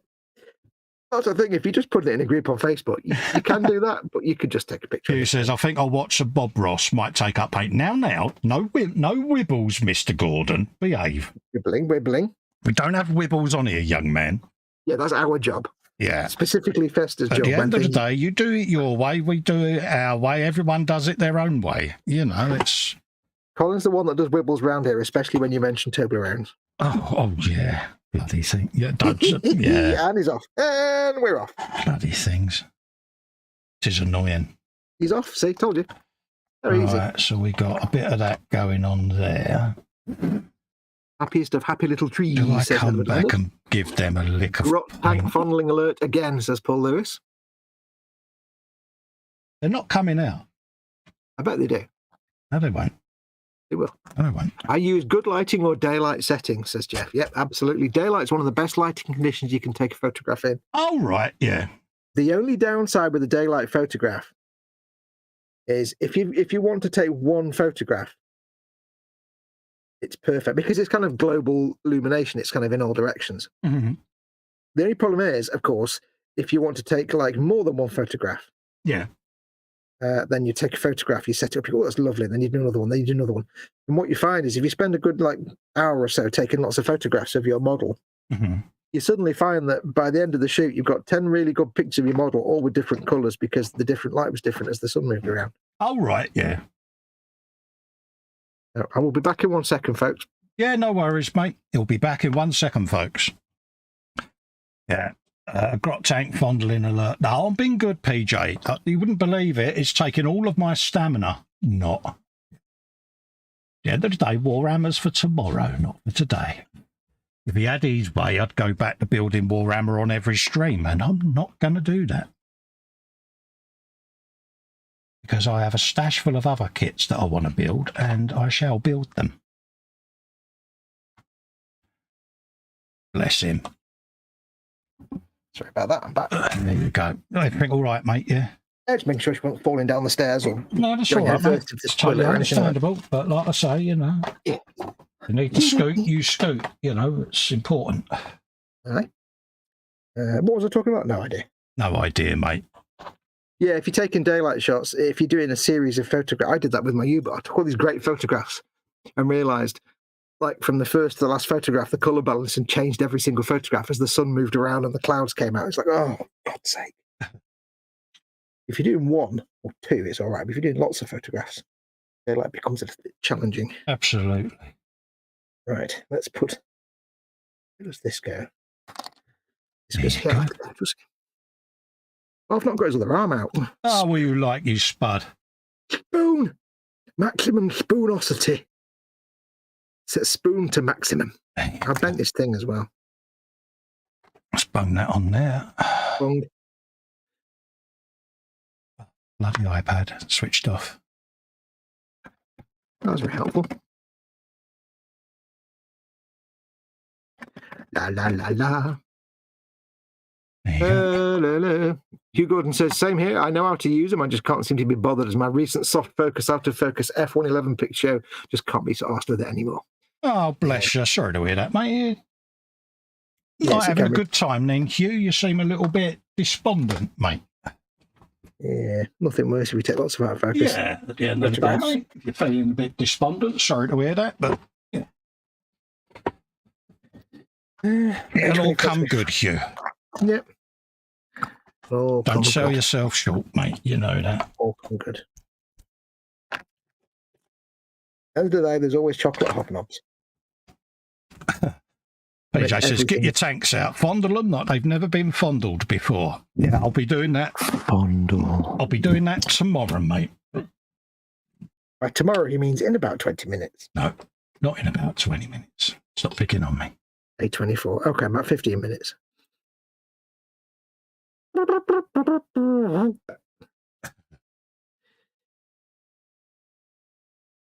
Get your pies for the great pie fight. This is what I have to put up with. See? Put up with? I don't know. Yeah, please feel sorry for me. No. Email helgum35@geocities.com. Did you ever have a GeoCities website? Yes, I had a MySpace as well. No, I did have a MySpace that I set up very briefly. It's probably still there. I don't know. I think I didn't. Don't think I did anything on it. Never had a GeoCities. I had an AOL homepage because I had AOL dial-up for many years. So I had an AOL hometown page, wherever it was. I think it was like just 2 pages on which you could put a website. Yeah. So I did that, and I tried putting up a little comic strip and stuff, and it was absolute garbage. Yeah, it was. Yeah, MySpace. What was the other one? Friends Reunited. Yeah, that was it. Friends Reunited. Yeah. I think I set one of them, but I never used it. Yeah, it was like, set it up, and I was like, yeah, this is gash. Won't be using that again. Yeah. I don't think I had a Facebook page till like mid-2007. Yeah, Facebook had been up for quite a while before I succumbed to it. I don't know why I got a Facebook. I was working. I changed job and started working with this guy. I was like, have you got a Facebook page? I don't even know what that is, mate. Well, here you go. Well, okay. Yeah, it was. I was late to the party with Facebook. Well, I was mercenary because I was like, I could put my comic strip on there. I was late to that party. I was a bit suspicious of it, to be honest with you, at first. Don't know why. I just, it took me a while to get round to it. I kind of played around with it, and it was the usual stuff for a few years. And then when I started doing the comic strip, I just was like, okay, well, we'll put that on there. And then when I started doing this channel, by that point, I stopped using Facebook completely. Anyway, I just use it now for the Boom Hut and stuff. Oh, yeah, I only use it for my group. I haven't posted anything on my main profile in bloody hell. Years. Couple of years, yeah. I don't use my main profile for anything apart from like Messenger to keep in touch with people. I don't use it for anything. No interest. Yeah, and in the what 10 13, 15 years I've had it. God, almost 16 years. In the 15 years I've had it, I've probably looked at the actual news feed like twice. Yeah. I just don't even bother looking at that news feed. I don't even. Yeah, I've had a few people reach out and go, "You don't post on your profile anymore. Are you okay?" And I go, "Yeah, I'm fine. It's just not relevant to my interests." Yeah, it's just. Yeah. Why would I want to post on there? Exactly. You know, you don't need to see a picture of a cup of tea to know that I'm drinking a cup of tea. You know, it's like, really? Why don't you post on there? Because I don't like any of you. Yeah, you know. I don't like any of you. I don't want you to know I even exist. Bye. Yeah, here's a pork chop and some potatoes. It's like, I know what a pork chop and some potatoes looks like, but that's what people want to post. It's up to them, but I do find it a little bit pathetic. Yeah, a little bit lame. A little bit lame sometimes. Millennial. Yeah, it's like, yeah. I'm a big man. I am having a pint of beer. Yeah. Oh. Yeah, so glad I'm not you. Yes. So, yeah, it's... Such nonsense. It is a bit odd at times, isn't it, the whole social media thing? Yeah. But it was interesting while it was new to me, and I was like, oh, it's all, send people pictures, and it's all silly and memes. What are these memes? And all this, and after about 2 years, I'm like, bored now. You says, I've just found me sack of marbles. Where's me catapult? Freddie says, I just joined Facebook about 3 months ago. Yeah. Yeah. Yeah, it's a strange thing, you know. I mean, it's got its uses, but... Yeah. It's, like I say, if you're part of a community like this, like if you're a content creator like me and Colin, it's quite important because it's how you reach a lot of people. Yeah. Not the only way, but it is a way. Yeah. And it's not one you want to really eschew or poo-poo because it's a valuable way of keeping in contact. You know, you've got a group going. It's important. But at the same time, I can't get this thing to stick on. Said the actress to the bishop. Steady now. Steady Neris. I can't grip me bit. If you've got, like, you know, family abroad and stuff like that, like I have, then it can be quite handy. Yeah. And my brother's not on it anymore. Well, this is it. I deal with family in Australia. Yeah. And stuff like that. So that's one thing it's useful for. My brother's not on it, unfortunately, anymore, but it was handy when he was. But yeah, other than that, I don't use it for anything else, really. I'm doing everything off camera because I'm a sponge. You was about to do a beatbox, weren't you? No, I was like sticking my tongue out while I was doing a heavy think. I thought for a minute I was going to hear the dulcet tones of it. No, I'm not afraid of doing beatbox like some people. La la la la la, I can't hear you. La la la, I can't hear you. La la la. Spoon. Yeah, that wrong with being a spoon. What are you, 5? Yeah, 5.5. Okay. The half is important, mate. Oh, there you go. Oh, look at me. Are you burping? Trouser burp. Oh, burping. Partage. I went for a poo earlier today and it failed because all it was just lots of trumps. And I was like, well, that was rubbish. I'll go to sleep a lot better at night knowing that now. Yep. I was like, I just got myself ready to go and do pooping. It's like, go on, I'll sacrifice the 20 minutes, whatever, you know. I was in the middle of doing something else, but fine. And it was all just trumps. And I'm like, well, that was... So, folks, welcome to the show where Fox talks about pooping. It's important that people understand these things about us, that we are just human. It grounds their problems and worries in more. Yeah, weekend is going to be so much more fulfilled now, isn't it? Makes them realise we're just people and we've got the same problems as they have. And they like that. Makes them feel warm and fuzzy. All warm and fuzzy inside. Or that could be a cold.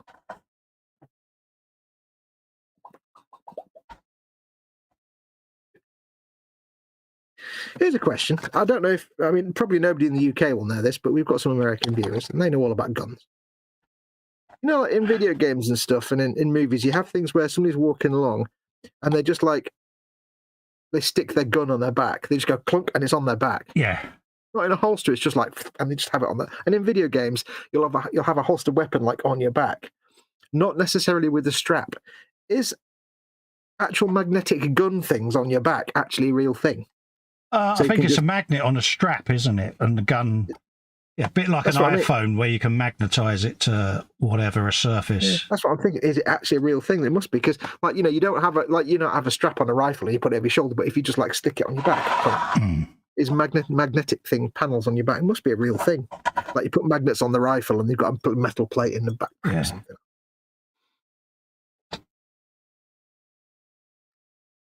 Paul Lewis says, no, he doesn't. He says, I only use Facebook for the modelling group page. He's not interested in anything of the other nonsense. Yeah. Tide's on the turn, so I'm sailing off to Blanket Bay. Sleep well, folks, when it comes to good night all. Take care, Hugh. Lovely to see you in, mate. And yeah, I hope you're feeling all right, mate. Yeah, see you soon, buddy. Edward Lennon says, poop emoji, poop emoji, poop emoji, and then some kind of pink poop emoji, but I don't know why it's pink. It's sticking its tongue out. Does poop have a tongue? I daren't think about that. Only you would sit and think of stuff like that. I regularly think of stuff like that. I worry about you, you know. Boop, boop.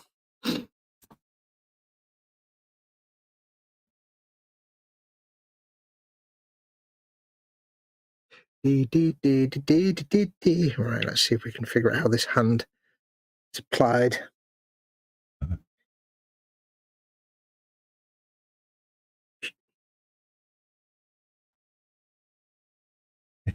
Edward Spannerhands. Edward Spannerhand. I've just realised I've made this guy as a radio guy, and he's got like a sheet of paper, like a book or a map or something in his hand. Yeah. And that's really awesome.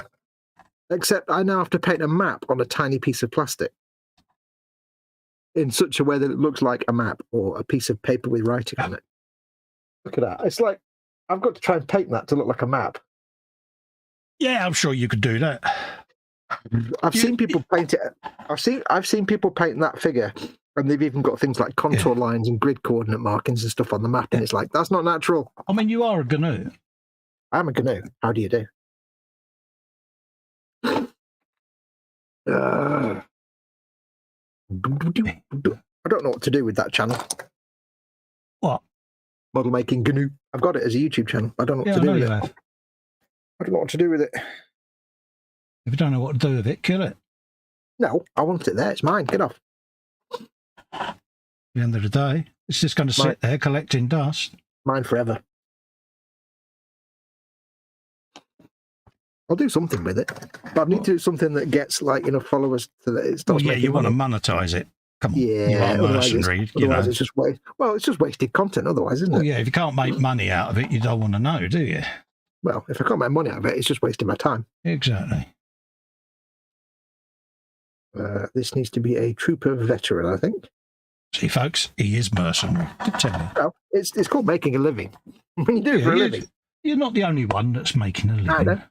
When you do it for a living, you don't really want to waste time. Where's the? Oh, there it is. Two.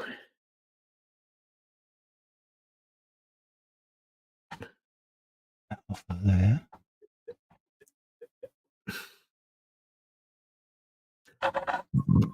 Burpage. Burping now, sir. There. A little bit off of there. Still doing your windows. Yeah, I'm just doing some chrome strip. He's doing a strip. I'll stop there.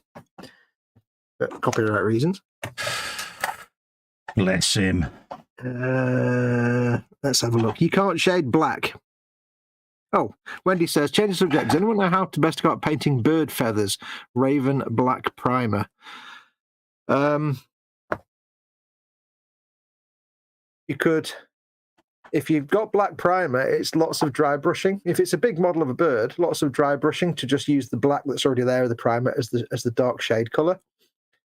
and use lots of like dark greys and blues. You could have, for some feathers, you could get like the dry brushing could be different greys and some very dark blues.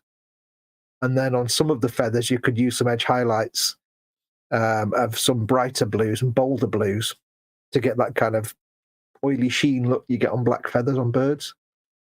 If you look at comic books, whenever like a comic book has someone with black hair or black leather, the highlight is always blue. And it kind of makes sense. I'm trying to think. There's an example. If you go on to, it might be on the Duncan's Painting Academy thing. That's the point. If you've not got Duncan Rhodes Painting Academy, you might not be able to get it. But if you look for a video of painting, I can't remember what it's called now. There's an orc model kit from Age of Sigmar with like a giant vulture basically, called something Boss on Kill Ripper, I think, or something. And that's got some nice big black feathers on it. And I know Duncan painted one version of it. And he used lots of bluing. I do think that's on the Academy, mate. Yeah, so if you're not in that, you can't watch that. But there'll be other ones on YouTube. But yeah, if you've got the black primer, use that as the base and then work your way up to highlights. Blues and dark blue greys, I think, might be the thing. Yeah, because you don't want to use black because, yeah. Yeah. Well, she's already primed it in black, so... Yeah. I mean, it's actually... It's the difficult thing with feathers, though, because feathers, you want lots of highlights to really make them pop. So that's where you probably would start black. Whereas everything else that's black, you wouldn't start that way. But with feathers, because there's so much detail, it depends how big it might be a little tiny thing about an inch long. So, but with feathers, because you can do a lot of dry brushing, if they've got lots of details, then you could actually start with black. Because then you're just dry brushing all the highlights. Possibly. I don't know, actually. It's one of those things that my brain thinks it knows how to do it, but I've never actually done it. But it kind of thinks it knows how it would be best done, if you know what I mean. Right. 38, 39, 40.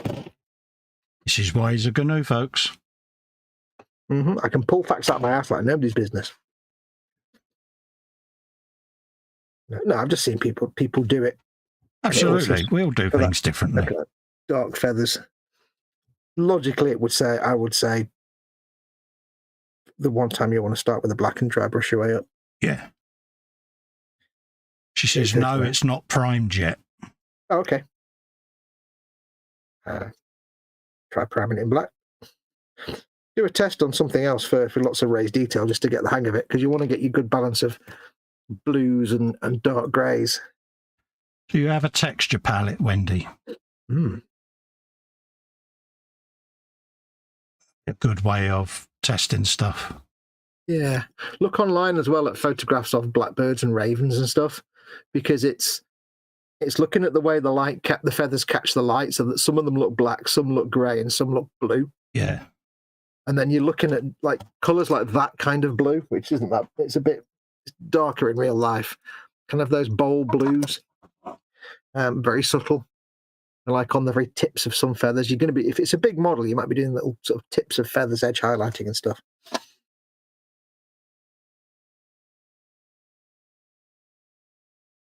And even, you could even use things like brown washes over that in certain places to get different textures. Yeah. It's kind of hard to put it to, my brain kind of has a rough idea of how it would do it, but I'd have to actually have something in front of me and do it. Edward's of the same opinion as me. That's what I was trying to say, Edward. Don't make it totally black first, is my advice. Yeah, that's what I was trying to say, mate. 40. I'll start with a very dark, what you mean, like start with a very dark grey first and then... yeah, don't spray black. I was about to say that, but you jumped in, so I stopped. But yeah, the age-old thing, innit? Don't go black straight away because, yeah. Did I want that one? Did I not want that one? All right, bit of LP. Do I do... Actually, let's do it flat. That work. Actually, that's all right. I can do all that. What are you doing? Shaking a bottle of paint, my dear. Ooh.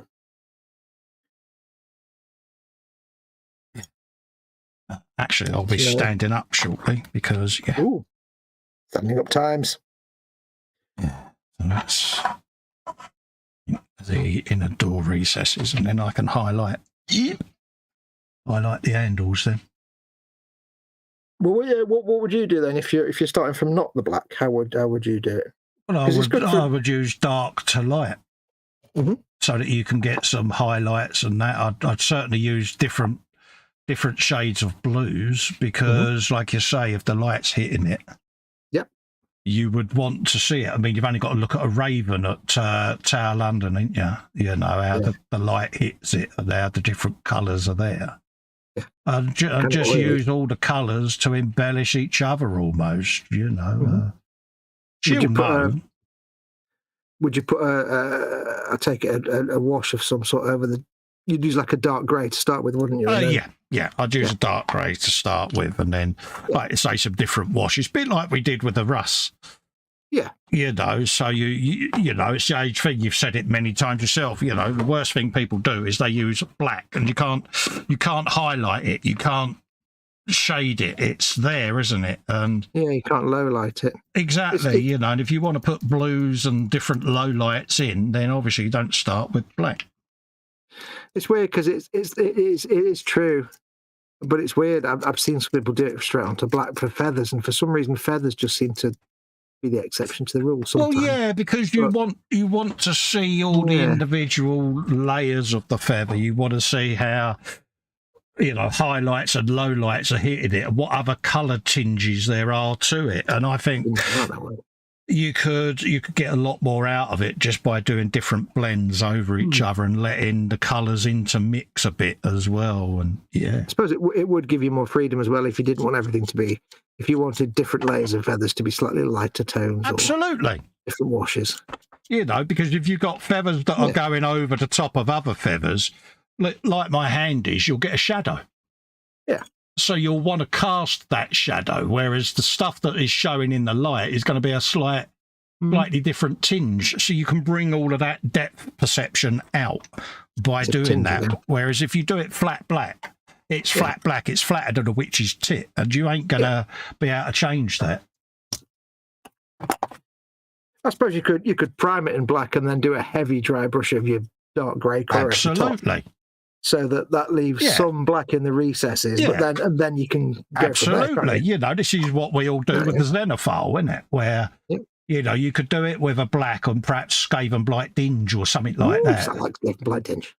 And straight away you've got a highlight and a low light just with two coats, and then you could start doing washes of different blues, different tints, and I suppose the advantage with feathers is a lot of it's dry brushing, isn't it?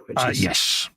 I mean, we're assuming it's a big model of a bird with like a 2-foot wingspan here, like a Games Workshop Kill Ripper or something. I presume so. I've got no idea, mate. But I don't know. It could be like a thing this big. It's like a bit of a diorama. It's like, in that case, just paint it dark grey and give it a wash. Does sound good.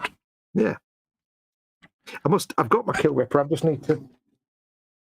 I can't actually show it to you because it's in a box. I could have shown you the feathers, but I've not painted it, obviously, not yet. And another thing... Go on. I was going to say, it's basically a dirty, great big vulture with an orc on the back. Another thing I tend to do is I stand a piece where it's actually going to live on the shelf. And it's what I've said before. I've got it with the Warlek and Insane Blade. They're sitting on the shelf where they're going to live, and I wait for them to talk to me. But whilst they're over there, you can look at how the light in your particular room is hitting the model. And that gives you where you would want highlights and lowlights exaggerated so that you can bring that light effect to your benefit. And it is surprising how what you thought would be a good paint job changes when you see the model in where it's going to live. I mean, you're thinking, what? I've had Insane Blade and Warlek up there for about 4 months now. And where they was on this bookcase to be side, I had in my head what I wanted to do. Now that they're on their final home, I've completely changed my train of thought. Yeah. Purely because of the way the natural light that comes in this room hits the models. I'll tell you what I've noticed, especially with Duncan's videos, but with others as well. Yeah. and this is something that never happens to me, and I hate it. Yeah, PJ says, Colin, you know the Landy's custom rims. Why don't the spare on the roof have one? Not many people that have a full custom set of rims have the spare with the same, mate. So it's just, yeah. And also CBA couldn't be asked to print another one, mate. But luckily for my Monza with me custom rims, I had the full set. Even the spares got it. But most of the time, people don't have the full blown custom rim as their spare, mate. Some do, some don't. Rims. So, yeah. If you would prefer it to have a spare, the same, I'll print one, but it's one of them.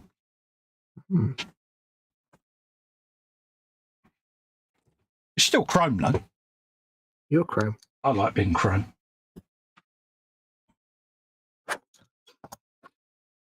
If you think it would look much, much better with a custom rim on it, I'll put one on there. Rim of custom. Edward says cost is an issue. Yeah. Yeah. It always makes me jealous when you see someone like Duncan painting a highlight on something. And they'll say, like, you'll be painting like a tube or a pipe. And he'll say, and just put your highlight colour here. And when you watch it on camera, his highlight follows exactly the actual natural highlight that's of the lighting on the thing. Yeah. And yet, when you actually sit there at your bench painting, you never see that highlight. Yeah, but that's a bit like Bob Ross, wouldn't it? Where he used to put 3 blobs of paint on a paintbrush and go, I'm going to paint a rock. And he'd go, Phoom, and there was a perfectly highlighted and shaded rock in front of you. And it's like, how? Yeah. He'd get a decorating brush that big and go. Yeah, how did he just do that? Yeah, because it mounted in the, and it's not just painting and mounted, it's a painting and mounted in the sunset in the middle of winter, and the colours are just right for winter sunset. It's like, oh, yeah. Yeah. Which always makes me, I always think of the cowboy he painted sitting near a fire because it was absolute garbage and there's no way he could have got around that one. Yeah. And I sat there and went, ha, you are human after all. Oh, yeah. Do you remember the water wheel? Yep. Yeah, but he fixed that. Yeah. But the cowboy, the person sitting at, the only person he ever painted, and it was terrible. Oh, yeah, it was biblical, wasn't it? It was. But he did say, I don't do people because...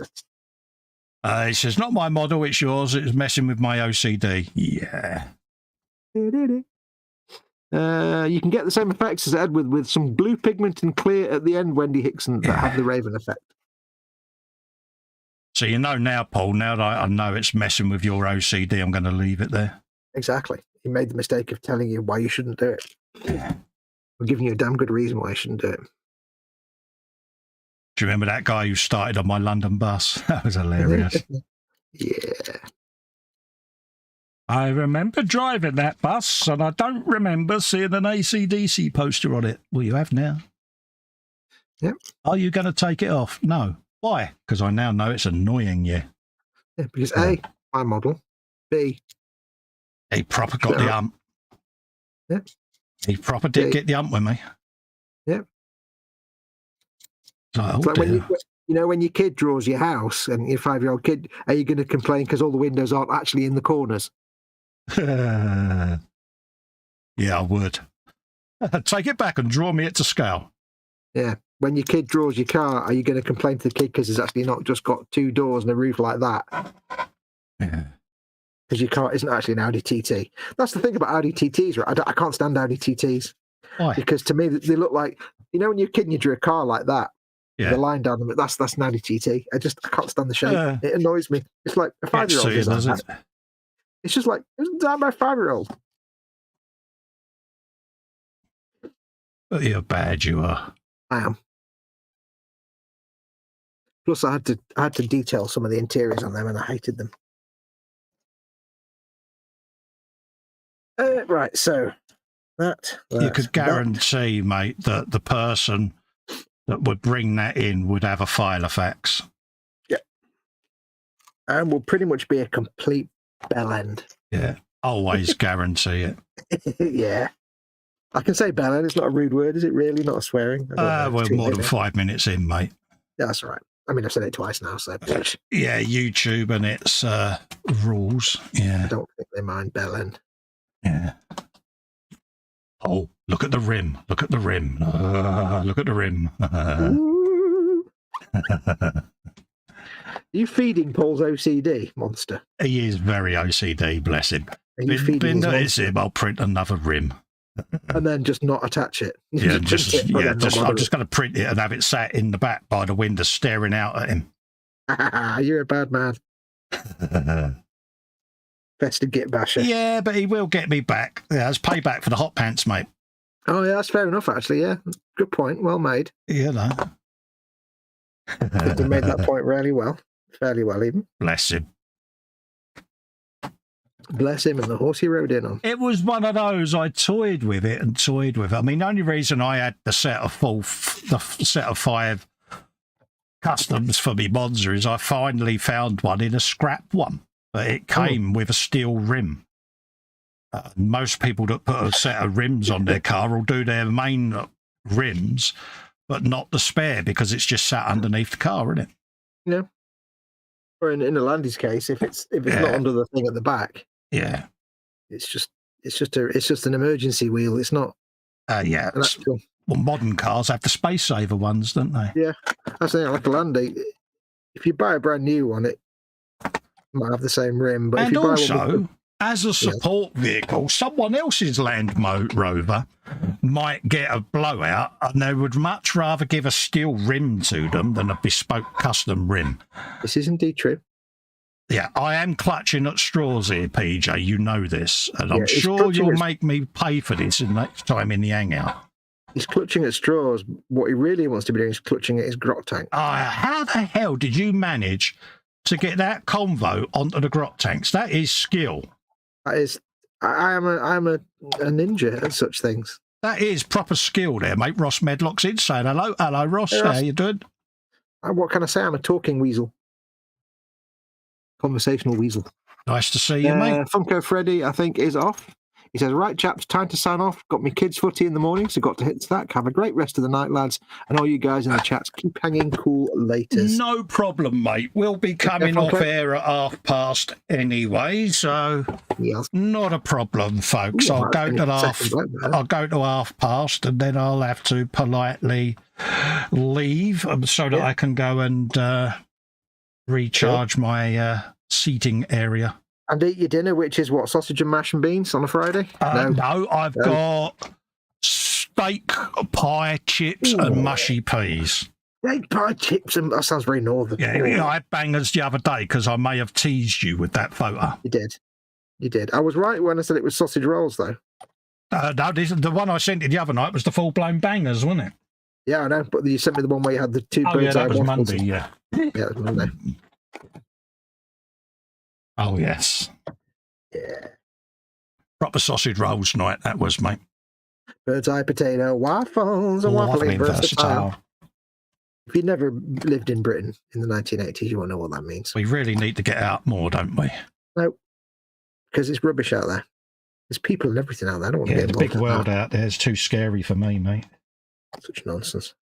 Okey dokey, let's tease this into place then. Tease. This is where my my big fat clumsy Edward spanner ends will come into their own now. Spanner hands, you come bouncing back to. That's what he did there. Think. There you go. Right, let's see if I can get the arms and stuff done for this guy. What's he doing? Is he shooting a rifle? Shooting rifles. No. Or I could have him as a zealot, just waving a book around, and that way it's only got 2 parts. He's a zealot, isn't he? Oh, I do like that. Parts. I do like that. The body shell doesn't even need gluing, which is really that's handy. what I like. Look at that. That was like with my Eagle Transporter. I didn't need to glue the engine bells on the back. I just slot it in place. Tighter than a nun's chuffer. I like that. Oh. Even though it's got non-matching wheels. Just bring that closer so PJ can see them. Yep. Damn. He's so going to hate me. So, and then, of course, Colin, that let's lot have of a look at that wheel. stowage. Let's have a look at the spare wheel, because I just want to get some close-up. I just want to check something. Closer. Yeah, I don't want to drop it, mate, because I'm twitching. All right, okay. I was just torturing PJ, sorry. Yeah, there you go. Desperately trying not to drop it because it got dropped once this week and the wing mirrors and the roof rack all disintegrated. So, good evening, says Stefan, Festa and Foxx. Hey, he says, fell asleep in front of the TV and now I'm wide awake. This will mess with my weekend, but hey ho. Welcome to the madhouse. Willkommen auf dem Asylum. So then we got a little tarp to make for that, and we got ropage and all of that. So that's all done. You did say tarp, didn't you? Tarp. Yeah, not tarp. Tarp. You're right, tarp. Yeah, no, wrong bit of tarp. Oh, I've got to move my grot boxes out the way just to get my instructions, folks. Yeah, I'd put them right on the desk there in front of you just for safekeeping. Yeah, they are on the desk in front of me. And if you put the instructions on top of that box, it makes them easier to read. No, because the box is now getting moved back off. No. Stop it, you. Told you, the people want to see you funnel your grot tanks. No, they don't. They want to look at your bits. They can see it tomorrow or today. They want to see your bits. Yeah, later on today, they'll get to see it in all its glory, dear. They want to see you play with your bits. No, they don't. They do. Behave. Because they're perverts. Right. They're all broken. All of that. We got wiper blades. You can hear them chanting, what do we want, Festa's bits? When do we want them now? Yeah, what do we want, Festa's? No. Yeah, I was kind of keeping it clean. You took it too far. You had to go too far. I had to go there, didn't I? Yeah. Wouldn't let it lie. You wouldn't let it lie. Right, we got a bit of that. So let's have a looky, Lou, see what that comes off. Should have this guy finished. Right, closing time. Stick to my usual thing of 2 dudes per stream. Yeah, you go careful, mate. I know. You never know, folks. Might get to the point where I challenge him and he does 3 dudes. No, that's not going to happen. That's not going to happen. Not when I've got barrel drilling and all this kind of stuff to do. Never met the bloke. Barrel drilling. Barrel drilling. Shut up. You don't pay me. You get what you give them. There you go. Oh dear, you're such a tart. You really are. What kind of canvas tarp? Tart. You see what I did there? I did. Nice little callback. I'm getting. Now I did all those Cadians like the last few weeks, right? With their tiny little las rifles. I've now developed the ability to actually drill out las rifle barrels quite easily. Oh, I'm proud of you, soldier. Before, they were always like, I'm not going to bother because they're too small and far too dangerous to fiddly to break. But now I've had to do all those other guys. I'm like, you know what? Las rifles, not such a big problem. See. What once was your nemesis is your nemesis no more. Yes. Proud of you, soldier. Yeah. Oh, yeah. Talking to nemesis. Yeah. If anybody out there has been watching Picard, I'm not going to give you any spoilers. But if you haven't seen the latest episode 9 of season 3, oh, really? Is it good? I'm not going to say anything, but you'll have a lump in your throat. Trust me. Something will happen, and you'll be like, oh, and it will be the most awesome thing ever. I'm not going to say anything more than that. Trust me. If you're a true next gen fan, yeah. Got all of those in there. Okay. We're both doing beatbox. Got a bracket to go in there. Or a bracket. You're made of brackets. We were beatboxing together. Yeah, that's those. They were separated at birth. I know. It's scary, isn't it? I'm the hi-hat and snare. I know.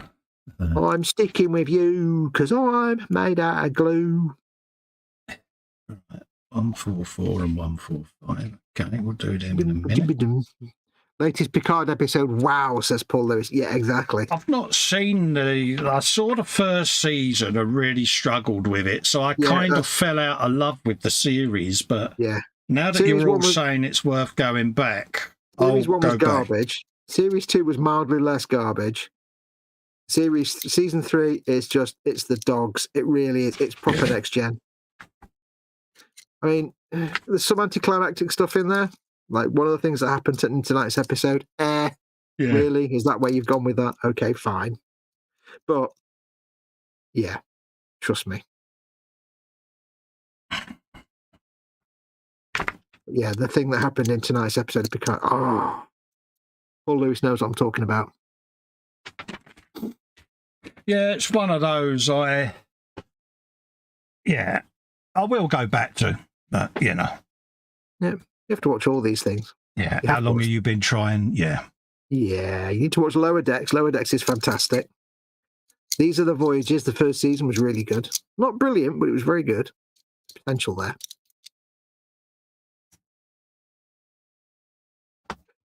So are you saying I no longer have to watch Bluey? Is that what you're saying? No, you still have to watch like all 150 episodes of Bluey. 150 episodes. Well, there's 50 episodes in a season. There's 2.5 seasons. So I just couldn't, mate. It's too much. I have, and I feel enriched. I feel enriched for it. I feel vibrant and jostly. Yeah, it's like Couple of episodes a day, 10 minutes. There you go. Before you know it, you'll have got all the way through. Yeah, but I kind of want my life. 10 minutes for a couple of episodes. Yeah, but screeching cartoon voices. It's like not screeching. It's not screeching. Yeah, no, it's like not screeching. It's awesomeness. Keep trying. I'll hear no other feedback about it. Keep trying. You've clearly got a cold, dead heart. I have got a cold, dead heart. As H says, I'm in emotionless husk. I've not done a backpack for this guy either. Bum tubes, A89. A89, where are you? Oh, hello, Victor. Victor? I mean, Vicar. What? Shut up. Yeah, steady Neris. A89.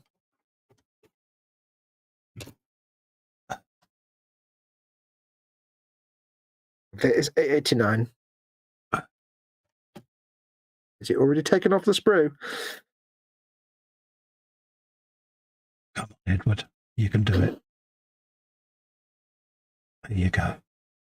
Oh, no, there we go. Yes, there it is. Snick. Snick. Apologies, knocking the microphone there like a spoon. Not wrong with haven't that. Seen, we all do it. Do you mean Strange New Worlds? Yes, that's the one. I keep calling it These Are the Voyages. These Are the Voyages. Strange New Worlds. Haven't been watching Picard. I thought it was a new series of the next gen, says Bud Leonard. Well, it kind of is a little bit. The first and second season aren't, but the third season, it's basically just like, next gen, which is great. Haven't seen Picard, but it's on my list. Which streaming service is it on? I have access to Disney Plus, HBO Max, and Amazon Prime. You can watch Picard on Prime, but you have to pay for it. Or you can watch Picard on Prime if you have Paramount Plus through Prime. I've got Paramount Plus, so I treated myself to a year of Paramount Plus, and I had some money. You're good. You are. I've got Disney and Paramount Plus and Amazon Primes. So it's either on Amazon, and I think you can get it on Amazon, but you have to pay for it, I think, unfortunately. It's not free. Nothing's free in this world, mate. But, there was a thing on there saying, hey, you can get Paramount Plus through Amazon Prime. Oh, great. Hang on. Wait, no, I'm not going to pay for Paramount Prime. Okay. I'm not going to pay for Paramount Plus and also then Paramount Plus on Amazon as well, separately. That's not how this works. No. But apparently it is. If you've got a Paramount Plus, you don't get it on Amazon free. It's like, what? What are you talking about, Willis? Yeah, what you talking about, Willis? This is craziness. So, see what we did there. I'm just waiting patiently now for the next season of Strange New Worlds, because there's going to be a Strange New Worlds / Lower Decks crossover. Oh, right, yeah. Which is an animated / live series crossover. So how they're going to do it, I don't know. Apparently the actors that play the characters in the animated series are going to actually appear as the characters in live action. And apparently they kind of look a little bit like their characters anyway, which is rather cleverly done, I think. Because they have gone to conventions in costume as their animated characters. But seeing as like Lower Decks is basically a comedy series. Yeah. An animated comedy series, and Strange New Worlds is a traditional like Monster of the Week Trek series. Live action, I don't know how they do that. It's going to be interesting.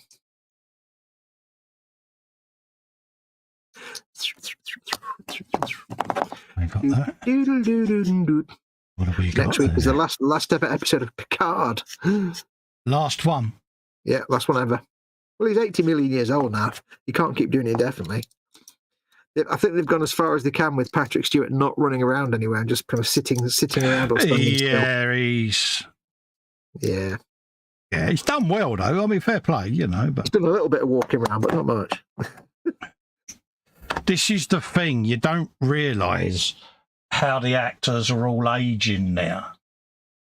Well, the funny thing is, right, you look at like Patrick Stewart or you look at Riker or Picard, and they're obviously older. But like, for example, Riker he's older now, but he looks good still. Yeah, Jonathan Frakes. Yeah, Jonathan Frakes is like, he's aged into it. You look at Patrick Stewart, and even Data. They've given an explanation why Data looks older. It kind of fits with the story. But then you look at like Marina Sirtis or Gates McFadden, you think, they just got old. Yeah, just got old, man. Yeah. With the blokes, you think, it's still the same. With the women, it's like, they got old. Yeah. So it just goes to show you, women, all those age creams that you use don't work because blokes don't use them. And when, like you say, you see Picard in there or you see some of the girls, they're like, yeah. Well, I mean, in reality, all those age creams don't actually work anyway. It's just rubbish. You know, I mean, I'm trying to think who the one was that I saw. She kind of had the skin tone of an old settee, you know, and it's like, oh, not good. It's like Nana Visitor. She's aged really gracefully, but she's... Yeah, don't diss Kira, just saying. No, what I was going to say was, like, you look at, say, like Riker or Picard and you think, they've got a bit older. Yeah. But you look at, say, Marina Sirtis or Nana Visitor and you think, it's been 30 years, hasn't it? You suddenly realise it's been 30 years and you're like, oh, God, it's been 30 years. Yeah. It's like, you seem to have got turkey gizzard. What's that all about? Yeah, it's like, because you don't look at, say, Jonathan Frakes and think it's been 30 years. But you look at like the ladies and go, God, it's been 30 years, isn't it? Yeah, but then, dare I say it, we're not exactly looking like our 30-year-olds felt selves, are we? So no. But, you know, it's it's and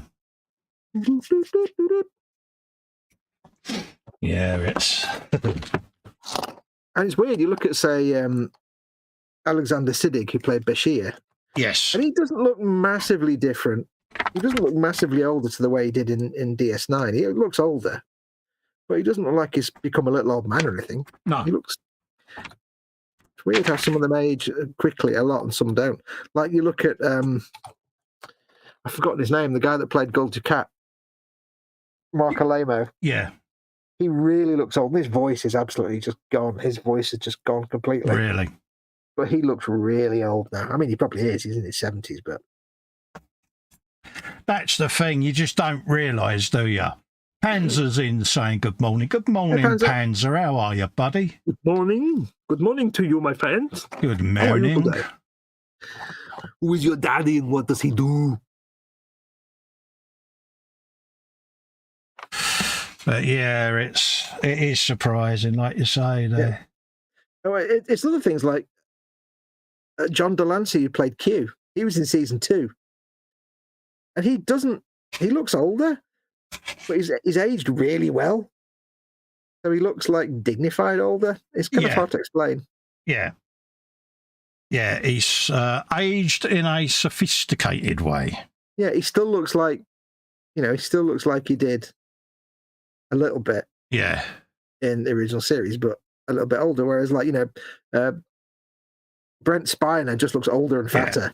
Yeah, Q's got a bit of light weathering, whereas some of them, the weathering's been overdone. Yeah, Q's aged with dignity.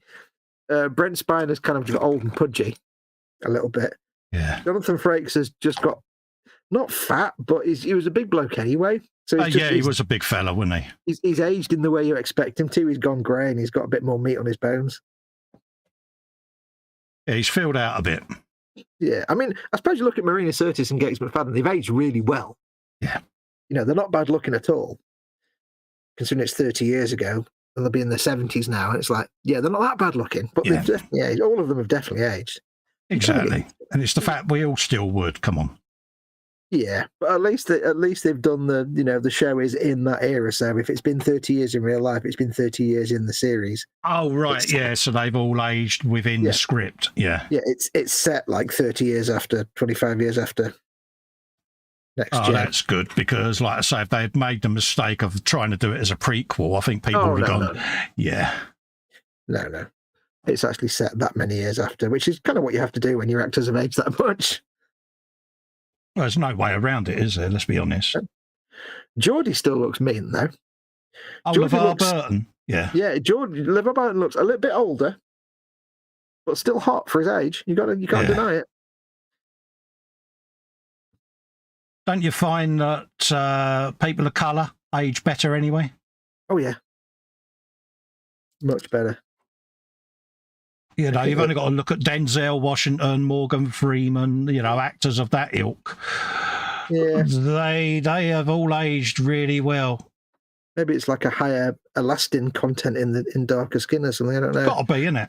Yeah, like darker skin always ages much better. Oh, crap. There you go.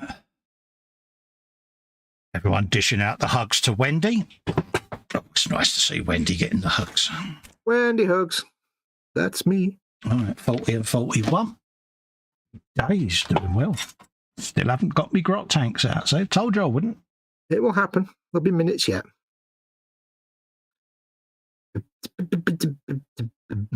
Right, this arm is not. He's refusing to be good. Is it messing with you, is it? Yes, it's refusing to cooperate. Let me leave that there for a minute to dry. Oh, so are we now saying that our two-dude target may be at risk? No. I've just got to let the arm dry for a minute, so when I try and stick the hand on it, it doesn't make the arm fall off. Yeah, no, because I'm relying on you, soldier. I've got two dudes in the pool, mate. I need the money. It's only 1:15. All I've got to do is glue his hand on. I need the money, mate. I've got to let the arm... we'd sell the cow, but we need the beans.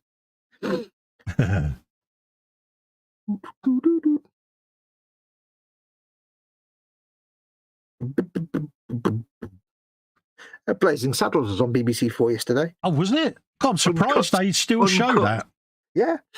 Uncut. Yeah. Wow. Holy moly. That surprises me. It's because it's an anti-racist film. It takes the mickey out of it. It mocks racists and bigots, so it's not a problem. Well, for its time, it was so ahead of its time, wasn't it, that film? Oh, yeah.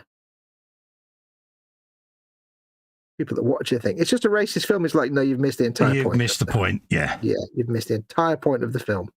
Exactly. It's like, yeah. Well done, Ace. ECI the hosing says, hi, you're all. Hello, EC. How you doing, geezer? Hello, buddy. Nice to see you in, mate. Nice to see you. I see what you did there. Yeah. Higher, lower, higher. Get nothing. We're not insulting you. We're taking the mickey out of Bruce Forsyth. Yeah. Still never figured out what he actually did. Apart from be obsequious and not funny. Slightly creepy. Very creepy. To his like 3-year-old Spanish bride or whatever. Used to like a dolly bird on his arm. It's like, well, he sod. Didn't he do well? Touchy, yeah. I've got this thing about like Habsburg jaws and underbites. I don't like it. Just it's not anybody's fault, but it always makes me a little. I don't know. When people have the lower jaw sticks out further, it's I don't know what it is. But when you put it on Bruce Forsyth, it makes him just real creepy. Yeah, I don't know. He was naturally obsequious, I think. Probably perfectly nice bloke. Who knows? But yeah, 1970s celebrity. Yeah, there's enough questions there to be asked. Yeah, that's just something that used to make me feel a bit awkward. Yep. I don't know why. It was the fact he was a 1970s TV celebrity. All those obvious questions popped to mind. Yeah. Given yeah. Okay. Good here, Colin. Excuse me. Good here, Colin of Fox says EC Idaho. Big hugs to you, my friend. Just finished. Stefan Last just finished watching The Last of Us, which was brilliant. Oh, nice one. Which is, for those that don't know, Colin, it's a series on HBO based on a video game. Oh, right. A very good video game. I did know that, honest. You did? Got season 3 of The Mandalorian lined up. Yes, very good. But being a binger, I'm waiting till all 8 episodes are up. Yes, I can't watch The Last of Us because I've not got HBO. And I did enjoy. I played the original game when it came out, and I did enjoy it. I actually bought a PS3 just to play The Last of Us, and then I played like some of the other games as well. But I did enjoy The Last of Us when it first came out. It was a very powerful game, very emotional game when it first came out.